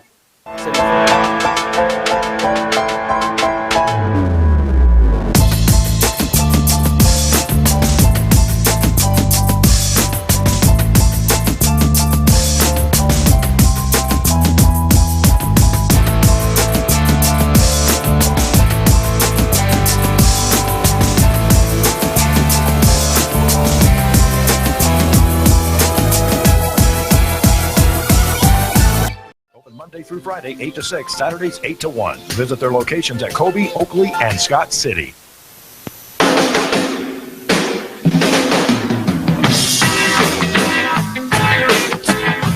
Football tonight here is brought to you here by our Booster Club corporate sponsors, Lebanon and Tree Lone Tree Farms and Livestock, McCarty Family Farms, Metzger Appraisals, Metzger Family Farms, Midwest Mixer, Western Bearing, Miller Veterinary Clinic, Norder Supply, New Life Market, Plain Jan's Platinum H Insurance, and Pokey Feeders. Holcomb burning 5 minutes and 36 seconds on that drive, going 10 plays, 32 yards. They get a 3-yard run from Keegan Johnson. And here's a kick by Palacios. This will be taken by Alex Trango at the 14. Turns it up a right sideline, 20, 25, stumbles across the 30 as the flag comes out. And he'll take it to the 36, but Scott City's going to be backed up. Another block in the back or hold or some silly thing. Yep, that's the call. And so get such a good run back and then get marched back 10 yards. Scott City will start. Coach Jim Turner doesn't like the call. You can see him arguing with the official. Well, you know how it is, Adam. Our guy starts the block probably on the front of the guy, and the guy realizes it, so he turns his back to him. And you know what the ref sees? Yep. He sees it when guilty thing. Yeah, when he turns. 27-yard line, 1st and 10 for the Beavers. Both teams one possession with touchdowns, but quarterback keeper and Metzger will be stuffed for a 3-yard loss. Pulled it out of the belly of Brady Welker, and Holcomb was not fooled there, setting up 2nd and 13. So first play goes for -3 for the Beavers at their own 24 as we go to 3 minutes here in the third quarter. The game of football. Ecstasy and... Well... Not ecstasy. I was going to say, not drugs, man. Oh, no. Oh, yeah, I'm not talking oh, no, I'm just kidding. Nonsense. Second and 13. Receiver split left and right. 2 receivers to left, 1 to the right. Shotgun for Metzger, standing at his own 20. He'll roll to his left on second down. He's looking to tuck it up. Now he's going to turn course and go the opposite side. Looking to throw it down the field. He'll just tuck it up and run across the 30, 35. He's got a first down to the 40-yard line. That was a long run. Went left, went right, and the tackle made by Tristan Ortner all the way upfield at the 40 for a Beaver 1st and 10. That was a good play by Metzger. Even late in that run, when he was still behind the line of scrimmage, he could have thrown it downfield and decided just to tuck it up and run. Right there, he got the 1st and 10. That was a great decision at that point. We approach 2 minutes here in this third quarter. Metzger goes to the sideline. He's got plenty of time here for Scott City under 20 to snap it. Gets the call from Coach Gentry. There'll be a receiver split left for the Beavers. Ball at their own 40, right hash mark. 14-all is your score. Pistol wing T setup. Lawson Bailey in motion. Welker carry goes left side, and Holcomb has that swarmed and no gain on the play, setting up 2nd and 10. 16 carries, 103 yards for Welker, and 2 scores tonight. Well, we need something good to happen on this play here so that we can have a shorter field, shorter line to gain for 3rd down if we don't get it on, get a 10, 11-yard gain. Minute 25 to go, third quarter. Receiver left. Here's play fake by Metzger on second down. Pump fake going for the home run ball. Trying to get it underneath, and it is going to be, knocked away.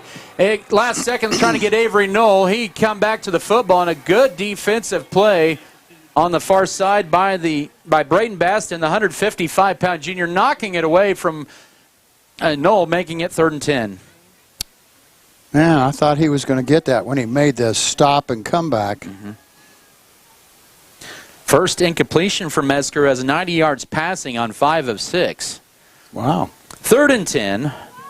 40-yard line for the Beavers, tied at 14, a minute 15, third quarter. Here's Metzger back to pass, looking right side for Rumford. That's going to be caught by Rumford as he redirects into Longhorn territory. He's going to be corralled at the 35-yard line, a 25-yard pass play on 3rd and 10, and the size a big factor on that one. Sure was. He did a good job. There was a lot of bumping going on that play as the receiver and the defender was going downfield. And Rumford he's a lot bigger than that cornerback. And that's a great play. I'll tell you a story. 1st and 10, 35-yard line for Scott City in Holcomb territory. Tied at 14. Welker carry left side, finds a hole. It's closed up quickly as Welker end up getting a 2-yard carry on first down to the 33, setting up a 2nd and 8 with about half a minute to go, third quarter. I watched a state championship football game out of the state of Texas, and it was their big class. Their wide receiver was 6'10", and the guy guarding him was under 6 feet. And every time they needed 10 yards, they just lob it over there to that guy. There's no way that defender could. And we got the same thing going on here with Jackson Rumford at 6'5". 2nd and 8 here. There is 10 seconds to go, third quarter. Metzger shotgun. He rolls to his right on 2nd and 8. Looking downfield, has a lot of options. That man wide open and making the catch, and then sidestepping a player is Lawson Bailey for the touchdown. Nobody saw him on the final play of the third quarter, I believe. Except Metzger. He was wide open in the middle of the field, and it's 20-14. No time on the clock in the third quarter. That was awesome. Chuck the defender off and then some. Wow. 33 yards on the pass play. Here's the kick, and did he sneak that one in? Yes, he did. Aldo Munoz gives Scott City a 7-point lead as that was the final play of the third quarter. 21-14, Beavers lead it. We'll have the kickoff in 1 minute for the fourth quarter. This is Beaver football. As your local community foundation.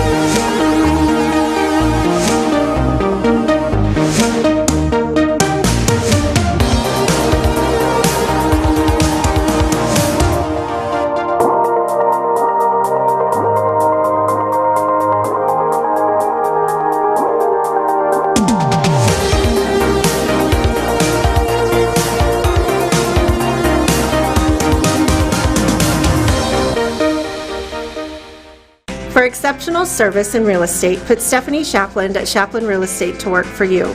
Property homework is what we do best at Shapland Real Estate.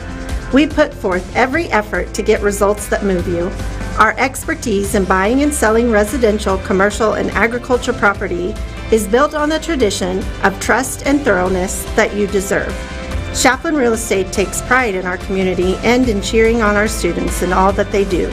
Give Shapland Real Estate a call or visit our website today.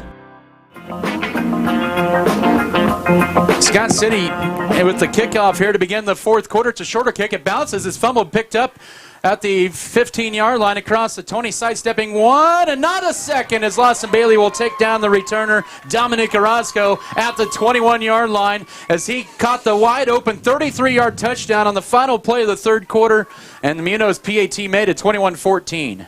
Oh, yeah, that was a great play. And isn't that the way it works in baseball a lot of times? The guy who makes the out of the inning comes up and hits the home run next time up, and Bailey catches the touchdown. He makes a great tackle out here back at the 21. First and 10, Beavers, or Longhorns at their own 21. Beavers 21, Longhorns 14. They're running the clock. First 20 seconds of the fourth quarter, handoff right side, turning it upfield across the 25. Goes Manny Reyes to the 29 for a gain on the play of 8 on first down, bringing up 2nd and 2. The clock was running? Is what yes. Oh. Well, that favors Scott City. Both teams with 12 first and 10s here. Yeah, so far. First minute of the fourth quarter, 2nd and 2, Holcomb. They've had running success on Scott City, rushing for 219 yards, or 158 yards tonight. On second down, handoff goes up the middle. Scott City swallows up Reyes for a big loss of 3. Leading the charge that time, the junior Tanner Gooden for a 3-yard loss. And Reyes a little shaken up after that play at the 28. Loss of a yard sets up 3rd and 3. Adam, I think every linebacker took a slot. All the linemen that slanted a certain way, so everybody was in a hole. Then Holcomb just could not. We had great penetration that time. In Scott City, you got to watch the ball up front. 3rd and 3. Holcomb tonight, 3 of 5 on third downs. Back in our day in football, that was called a red and a dog. Yes. And so it was red dog, and that meant everybody go. All 8 of you, pick a hole and get through it. Shotgun Fleshbone set. They'll send a man in motion. That's Ortner. Rolling to his left is Johnson on 3rd and 3. Looks upfield. Pass going to be caught for a first down at the 35-yard line. And the catch was made by Chris Palacios at the 35 for a gain of 7 on the play. It's good for a Holcomb 1st and 10. I'm impressed with Keegan Johnson as a quarterback. Rolling to his left as a right-handed quarterback, and he just really threw a nice football right there. That's impressive. He's been impressive as a backup quarterback. I know you said he's played some, and Mesa has been in and out or whatever, but Keegan Johnson is a good quarterback. 21-14 Scott City lead, under 10 to go in the ball game. Every team that has had the ball in the second, or every possession has been a touchdown, and this is a big timeout taken by Holcomb. You don't like to burn your second half timeouts early like this. 9:48 to go fourth quarter. Scott City 21, Holcomb 14. Back in a minute. This is Beaver football. The Scott Recreation Commission invites you to come get fit in their fitness center, no matter what your focus is. The Scott Recreation Commission features a wide variety of fitness activities, including free weights and cardio. With an affordable membership, you're able to access not only the fitness area, but also group fitness classes. Find out your workout.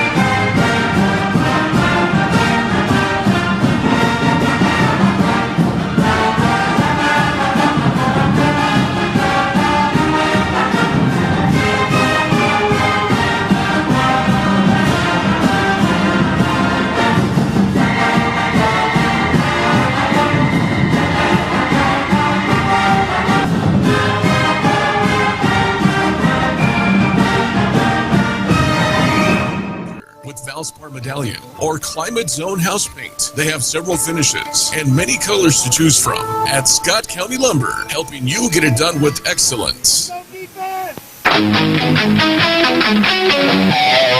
First and 10 for Holcomb at their own 35 as play resumes. 9:48 to go in the game. Play fake, slant pattern pass going to be dropped. It was thrown a little bit behind Ethan Kennis at the 45-yard line. Sets up 2nd down and 10. That's the first incompletion for Johnson in the game. when that pass actually started for the receiver, I could tell it was behind, and our defender was a little behind. And I actually thought it was going to be an intercepted ball.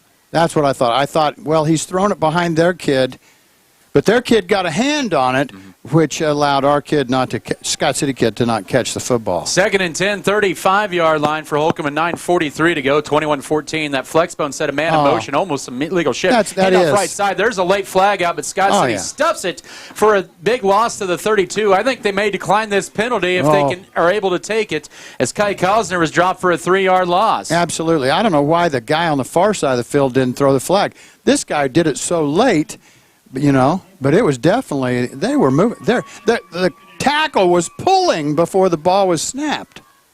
They are going to take the play. It's a loss of 3, and Scott City declines it wisely. And that sets up 3rd and 13. This is the longest yard to go for Holcomb tonight. They have it at their own 32-yard line, down 7. 9.5 to go in this one. It's a 4 receiver set, twins to both sides. They have 14 to snap it. The sophomore quarterback Johnson back to pass. Fires it down the middle of the seam for Palacios. And it's knocked away and then almost caught incomplete. That time Avery Knoll got upon, may have taken the concentration off the intended receiver, Braden Baston. Scott City brought pressure, and it's a punting situation here for the Longhorns. Well, that's exactly what we wanted, Adam. We want to get the ball back in our hands. And back to punt for the 4th time tonight will be Chris Palacios. Colin McDaniel deep to return this inside his own 30-yard line. Palacios take the snap. Scott City blocked one earlier, and they apply pressure. But it's a kick down the middle. It's going to take a backwards bounce. And it takes it across the 40 to the 45, almost the 46-yard line. It bounced at the 40, and the backward spin took it another 5 to 6 yards. So Scott City set up with excellent field position with 9:09 to go, up by 7, 21-14. Yeah, we put some pressure on the punter, but I don't think we really had punt block on. But he punted the ball really high. And I don't think he got the football to turn over. That's what made it come backwards when it hit the ground. 24-yard punt. Beavers at their own 46-yard line, right hash mark, moving to the south end zone, the 4th quarter. High snap, and Lawson Bailey able to reel it in. Trying to get to the outside. That's going to be another hold on Scott City's. Bailey will get the first down to the 40. They're going to get Colin McDaniel for a hook on the left side on the point of attack. I don't know. I didn't see it. And anyway, it was behind the play. They're talking it over here. It'll negate a 14-yard play.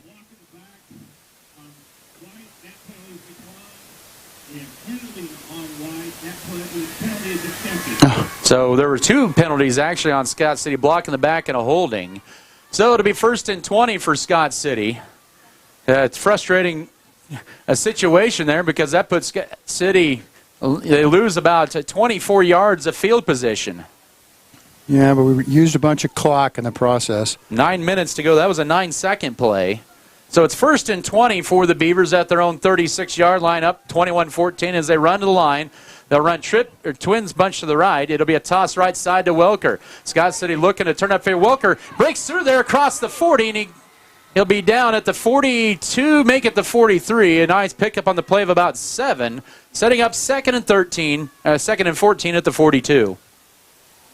Well, sweeps use lots of time. It was 9 minutes when we started, and it's already 8:35, and we still could burn another 30 seconds, so that'd be a whole minute off the clock just on one play.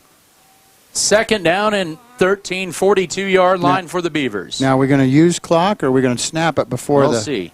Now they'll snap it. Here's a sweep play left side. Lawson Bailey trying to turn to the outside. He does. 50, 45, down the left sideline, 40, first down. He'll be shoved out of bounds inside the 40 to the 37 of Holcomb. They run the same play from 2 plays ago. This time no flags and a Beaver 1st and 10. Well, did you see that Beaver out here? He's holding his hands up in the air going, I'm not blocking. I'm not, because that Holcomb kid had his back to him. And our kid was just standing there. Bailey's 22-yard run gives him 30 yards on 4 carries and a 1st and 10 at the Longhorn 37. He went out of bounds. That stops the clock with 8:11 to go. And some confusion here on the play, but there's plenty of time to snap it. Scott City, they like to snap the ball within 4 seconds of breaking the huddle. Love to get it under 4 seconds. Well, and that's what we should be running clock down to where there's 4 seconds left on the play clock before we start, the time clock. It doesn't matter. It's a stoppage right now. I know that. But Twins to left here. Welker carry up the middle. First down inside the 35, inside the 30. Tricks to near a first down to the 28. On a gain of 9 on first down. And the tackle made by Chris Palacios. 2nd down and 1. So, yeah, see, here's what I'm talking about. The play clock's at 7:55 and rolling. And with 34 seconds over there on that, what do you call that clock over there? Play clock. Play clock. Run that baby down. Use up the time. Don't snap it until there's 3 or 4 seconds on the play clock. Scott City 21, Holcomb 14, 7.5 minutes to go, and they are starting to use a little time as they break the huddle with 11 to snap it. 2nd and yard. Man in motion. Welker carry right side. Holcomb blitzes. And that time it was a big loss on the play by Ethan Hrimza back at the 31-yard line. A loss of 3, setting up a 3rd down and 4. Wow. Looked like Holcomb knew the play. We didn't block him at all. Watching the replay. 7 minutes to go. Scott City with over 300 yards of offense tonight. They've been pretty balanced, one of their season highs. They are 7 of 11 on 3rd downs. This is a big one, 3rd and 4, 31-yard line of Holcomb, middle of the field, man in motion. Metzger will look left, little tunnel screen, pass is caught. Here's Strango, 20-yard line, first down to the 19. He gains 12 on the little bubble screen to left side, and a Beaver 1st and 10. On that bubble screen, the quarterback takes the snap, turns, looks right down the line of scrimmage, and throws it to a wide receiver. Well, we have 2 of them out there. One becomes an instant blocker, and the other one is the runner. And it is a great little play. We've done it several times tonight, to the left and to the right. Great play. Into the Lewis Automotive red zone at the 19, 1st and 10. Beavers up 21-14. Handoff right side, Welker trying to get the outside. He's going to be horse collar down. No flag on that at the 15 for a gain of 4. They definitely had jersey. I don't know if they had their hand hooked into the shoulder pad area. There was definitely jersey. Boy, that almost looked like a horse collar. Really, Adam, I watched the replay. That could have been called a horse collar. Because you're not supposed to be able to grab them by the back like that and drag them from the head down. And in my mind, that should have been a horse collar.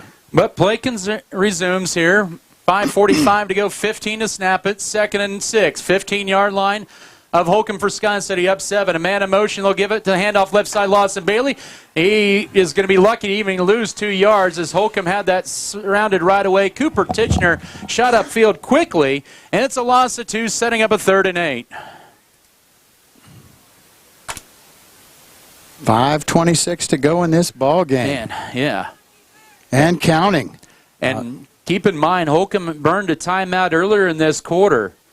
Yeah, they only have 2 left. Scott City has burned off 4 minutes on this clock. They're up by 7 as they'll split. The Beavers will split 2 to the right, 1 to the left. 7th play of the drive. Metzger rolls to his right. It's going to be a quarterback sweep. He's got blocking on the outside, but not for long. And then backs his way in near a first down. Or will it be? No, he'll be about 3 yards shy or 4 yards shy at the 13, but he got 4 out of that. And it's going to set up a 4th and 4 with 4:50 to go. Field goal. And this is a big field goal, and we got an official timeout. Somebody's hurt for Scott over there. That's Metzger after that play. Limping. He seems to be leaning to the right, you know, but he won't be in on the. Is he the holder? See, I can't remember. Yes, he is. It's his right shoulder. Hopefully he's okay here. As our trainer's going to look at him here. That's big here with 4:44 left. Who's your backup holder if we're going to kick a field goal? Well, it's going to be Colin McDaniel. Okay, he's got good hands. So 4th and 4, Aldo Munoz to try to kick a 30-yard. That's actually going to be Avery Knoll who's going to be the holder. So Aldo Munoz will kick a 30-yard field goal to make. Now it's going to be Colin McDaniel from the right hash mark. 4:44 left in a 7-point Beaver lead. Snap is down. Babel snap. The kick is going to be well short, and Holcomb is going to hold. The ball was snapped into the chest of Colin. He didn't get his hands on it completely. It came clear into his chest, and he grabbed it, and and slammed it down. But by then, the kicker's leg was already in motion, and so there wasn't a good. It wasn't a good kick.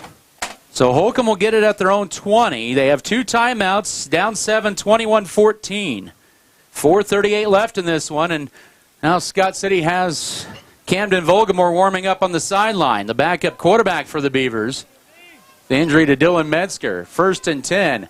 Yeah, that hurt, man. Man in motion as Palacios from left to right. Johnson rolls to his right on 1st down. Sling it out to Palacios. He's going to tuck it up and run and get very little, if any, good defense that time by Houston Frank and Jace Thomas. Palacios with a yard gain, maybe if that. You know, the best part about that was he did not get out of bounds, and so the clock is still running. Just a gain of 1 on his 4th catch for 47 yards. 2nd and 9 as we're at the 4-minute mark of the 4th quarter. 21-14 Beaver lead. Holcomb with 3 receivers to the right, 1 to the left.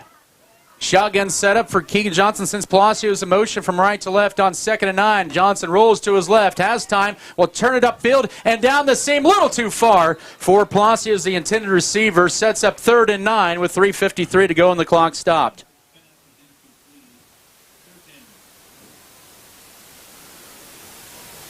And the Beavers get one more stop here. Man, you would think they would punt it away if they don't get a 1st and 10. There's only 3:53 left, and I don't know if Teeter would consider that 4th down territory. I would not punt. Here we go, 3rd down. Holcomb tonight has been pretty good on 4th down, 4 of 8. This is 9 yards to go at their own 21. For a 3rd down, though. Yes. It's 3rd down right now. Yeah, 3rd and 9, yeah. They're at their own 21. They're 4 of 8 on 3rd down. And now Holcomb has to burn their 2nd timeout with 3:53 to go. We'll take it as well. Let's come back in 30 seconds. 21-14 Holcomb trailing it. 39 when we come back in 30 seconds. This is Beaver football.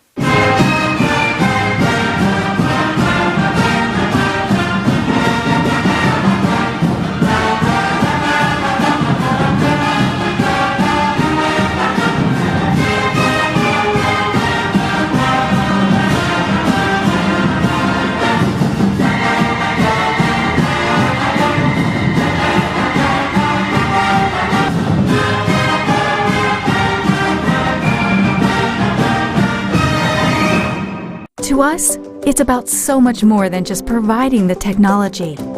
It's about enriching the communities we live in, because your community is our community. Where you live, where you work, where you play, we do too. Whatever you do, and wherever you are, our service supports you. Next Tech Wireless. We are Kansas. Johnson looks left. He's going for the home run ball down the seam, and it's going to be overthrown and incomplete. Intended for Chris Palacios. They've tried twice in a row to get that fly pattern to Palacios. And 4th and 9, decision time for 9th-year head coach in Holcomb, Kent Teeter. Yeah, go for it. There's 3:48 to go in the game. Holcomb only has 1 timeout. It's 4th and 9. The ball's at their own 20-yard line. I think they'll go for it. But I think they're crazy for going. Oh, and they're going to burn their – are they going to burn – oh, no, they're not going to burn their final timeout. I thought they were at first. They are going to go for it. Holcomb is 0 of 1 on 4th down. Scott City needs one more stop here with 3:48 to go. 2 receivers to the left, 2 to the right. Scott City crowd getting into it. 4th and 9 for Holcomb at their own 21-yard line with 3:48 to go. Johnson back to pass. Steps up under duress, hit as he throws it, passes, caught for a 1st down, and he went backwards. Oh, they're going to give him a good spot at the 30-yard line. He should have been stopped inside the 30. And they're going to give him the 1st down at the 30-yard line. He had the 1st down, went backwards. They give him a very generous spot. Yeah, they did get a generous spot. His knee went down behind the 30-yard line, that's for sure. But it's not like TV where we can look at the replay, and... Wow. Oh, well. 3:25 to go. Holcomb gets a break there. I don't know. Down 21-14 to Scott City. 4 receiver set. Johnson back to pass as he rolls to his left on 1st down. Fires it, finds a wide open man left side. 40, 45, 50-yard line into Holcomb territory. And it's Orozco again with another catch into Scott City territory, and that is ignited Longhorns. A gain of 21 to the 49 of Scott City. Isn't that the way it works, Adam? Just the last second play, and you get a 1st and 10, and all of a sudden, boom, here we go. You're off to the races. Plenty of time left, 3 minutes to go. 3 receivers to the right, 1 to the left. 21-14, Scott City leads it. Holcomb handed off up the middle. This is a 45-yard line. Cosner has a first down to the 39-yard line. A gain of 10 and 1st and 10 for the Longhorns. Scott City leads, though, 21-14. Yes. Let's keep that in perspective. They still have to score and get a point after or go for 2 to beat us. Scott City, we got to stop them right now. 2:45 to go. Get to stop the bleeding here. Turnover would be huge, as Scott City will have to burn a timeout. They were out of the line here. We'll take it as well. 2:38 to go. Holcomb driving down 21-14 to Scott City. We'll come back in 30 seconds. This is Beaver football.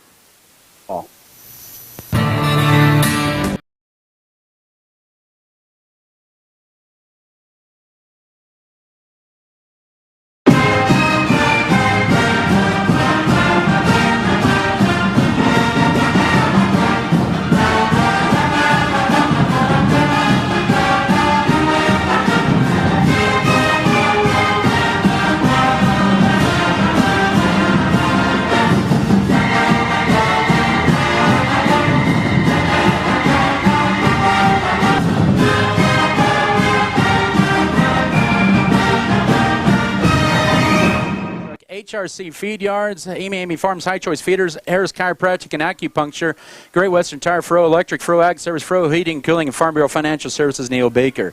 Adam Kadavy, Tim McGonigal with you. Holcomb driving after converting a 4th and 9. They have it at the Beaver 39-yard line, 1st and 10. A good timeout, really, for Scott City as Holcomb is back in formation. Johnson rolls to his left on 1st and 10. Throws in the flat pass, is caught, and it'll be up in it immediately at the 33 for a gain of 6 on that 1st down. As Manny Reyes with the 6-yard catch, his first grab of the night. 2nd and 4 for Holcomb coming up. 2:17 to go. Holcomb has just 1 timeout left. Scott City has 2. 21-14 Beaver lead.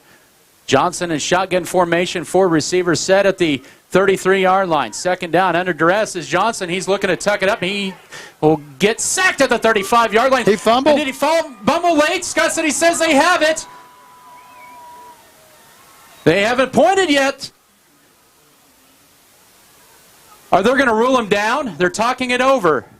They're still talking it over. Beaver football! They are awarded the ball, 1:58 and 1 timeout, and that is the first turnover for Holcomb tonight.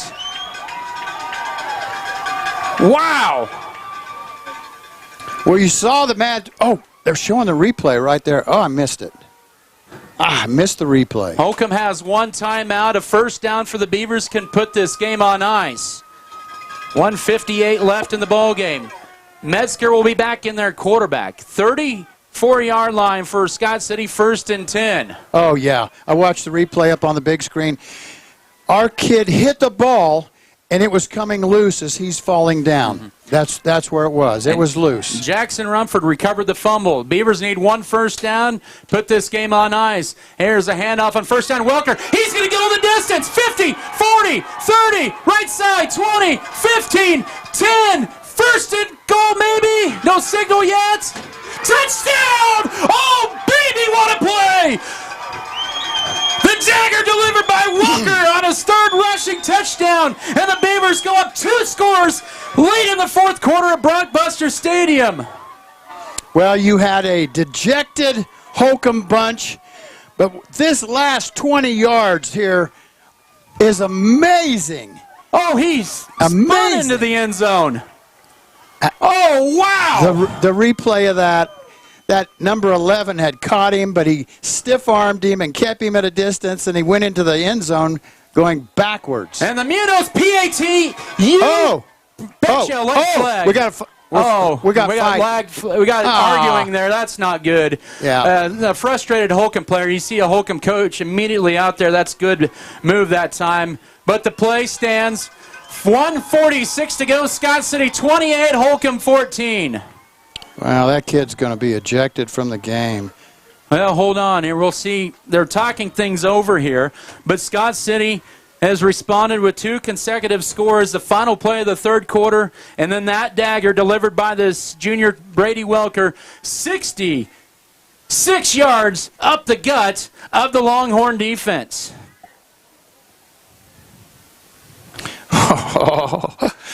Oh, Adam, I'll tell you something off air. Yeah. In a little bit, I'll tell you, you're going to laugh, but I can't share this on.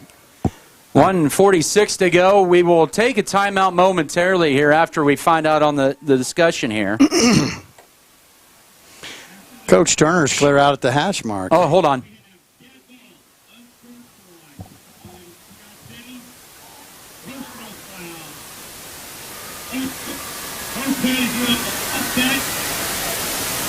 Okay, so offsetting penalties, unsportsmanlike on Scott City, personal foul the call on Holcomb, offsetting penalties. Coach Jim Turner talking to the officials. We'll take a 30-second break with 1:46 to go. Actually, we're going to keep it right here because the players are still back on the field for the kickoff. But football tonight brought to you by First National Bank, Fairleigh Companies, Farm Bureau Financial Services, Hugh and Berta Benz, Decal Bear, Shells Flyers and more, Brookover Cattle Company, Burning Farms, Beef Bell, Beavertown FFL, Bartlett Grain, B&H Paving, American Implement. So Scott City with a little extra breathing room here with 106 seconds to go. Well, I'm glad they caught that and didn't let that get out of hand out there on the football field. Yes, that was a good piece of officiating. That was one play after the Holcomb fumble. Yeah. Longest play from scrimmage this year for the Beavers, 66 yards. And they do it against Holcomb here.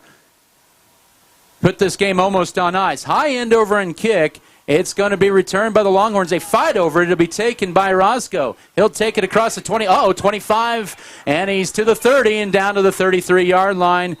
And Tracer Chapman will pick him up there and pats him on the back. Said nothing, no harm done at the 33-yard line. That ran off 7 seconds. Holcomb with 1 timeout. Still a long ways to go. That's true. If that kid would have run that back for a touchdown, then we'd have seen the onside kick. We could still, if Holcomb would score quick, we could see an onside kick. Because a trail by 2 touchdowns. Holcomb. 4 receivers set, twins to both sides. 34-yard line is where they officially mark it. Keegan Johnson rolls to his left on first down. Looks downfield. Pass going to be caught at the 45-yard line. Should be a first down. He goes out of bounds. And Dominic Orozco with the 11-yard reception. His 4th reception, 51 yards. 1st and 10, Holcomb. They're 16th of the night. 45-yard line, 1:33. The clock stops.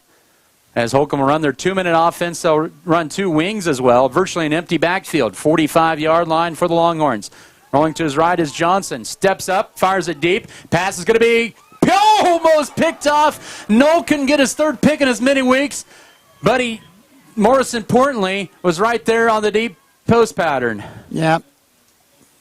At that safety position. Boy, you'd have thought that would have been easy pickings. He just didn't get both hands on it, I don't think. That would have been his toughest pick, though. But 2nd and 10. The clock stops with 1:19 to go.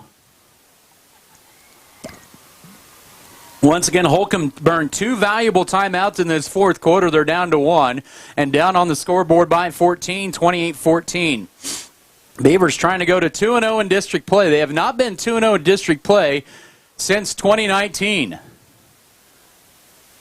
Or correction, 2020. Back to passes. Johnson steps far back in the pocket. Side steps 1, pump fakes again. Rolls to his left, and he'll get out of bounds as a late flag comes out. That ran off 7 seconds off the clock at the 45-yard line for no gain. We're going to get a holding, I think, on Holcomb. Hopefully. Yeah. Defense. Oh. How? Interesting. What were we holding? Their quarterback's running. I think Coach Jim Turner's getting an explanation on it. So that's going to be a 10-yard penalty and a first down. Okay.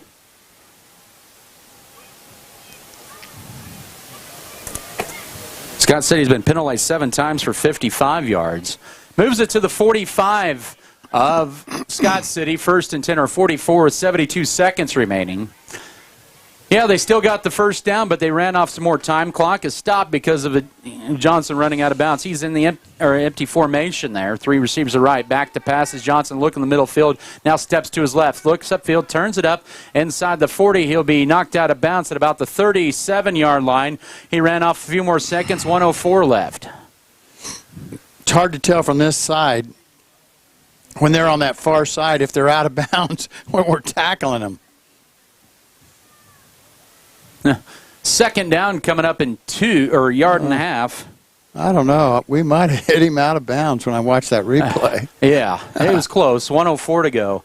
Scott City's racked up a season-high 400 yards of offense, 406, 288 for Holcomb unofficially. Second down and a couple. 37-yard line, final 64 seconds in this one. Johnson back to pass. As he rolls to his right, now steps up, throws it late. Pass is going to be sailing over the intended receiver, Chris Palacios. As that time, Tanner Gooden drills Johnson in the backfield. It brings up 3rd and 10 with 59 seconds to go. Man, Johnson, the quarterback of Holcomb, really got smacked. That's why when he threw the ball over here, it went to nobody.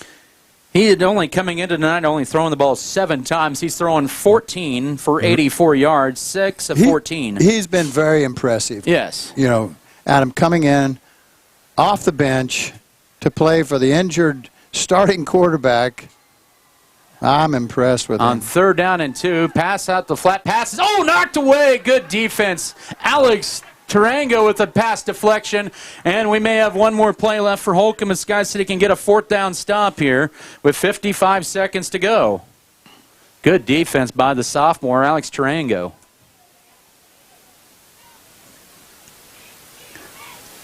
Scott City 28, Holcomb 14, 55 seconds to go.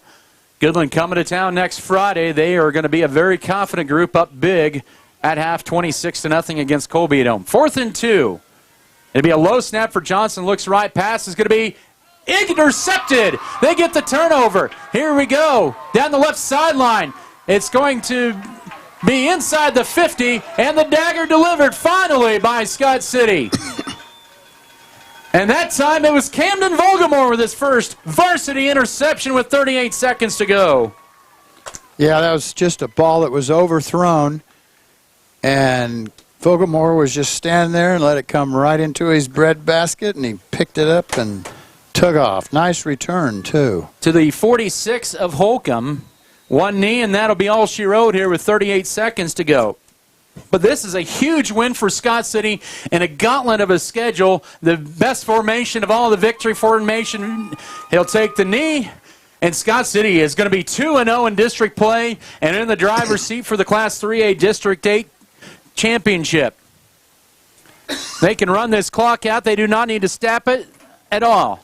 Scott City 5-1 on the year. They have not been 5-1 since 2019, and they win a huge one here at Broncbuster Stadium tonight against Holcomb. Think about this. Scott City played their 4th team at least 2-0 in the last 5 weeks. They scored 28 against Ray on the road. They scored 28 against TMP Tuisco, 27 against an undefeated Huguenin in overtime last week, and 28 tonight here. So consistency is the key, and the Beavers are 5-1 and more importantly 2-0. 28-14 they win it. Postgame to begin in 3 minutes. This is Beaver football. Holy hell.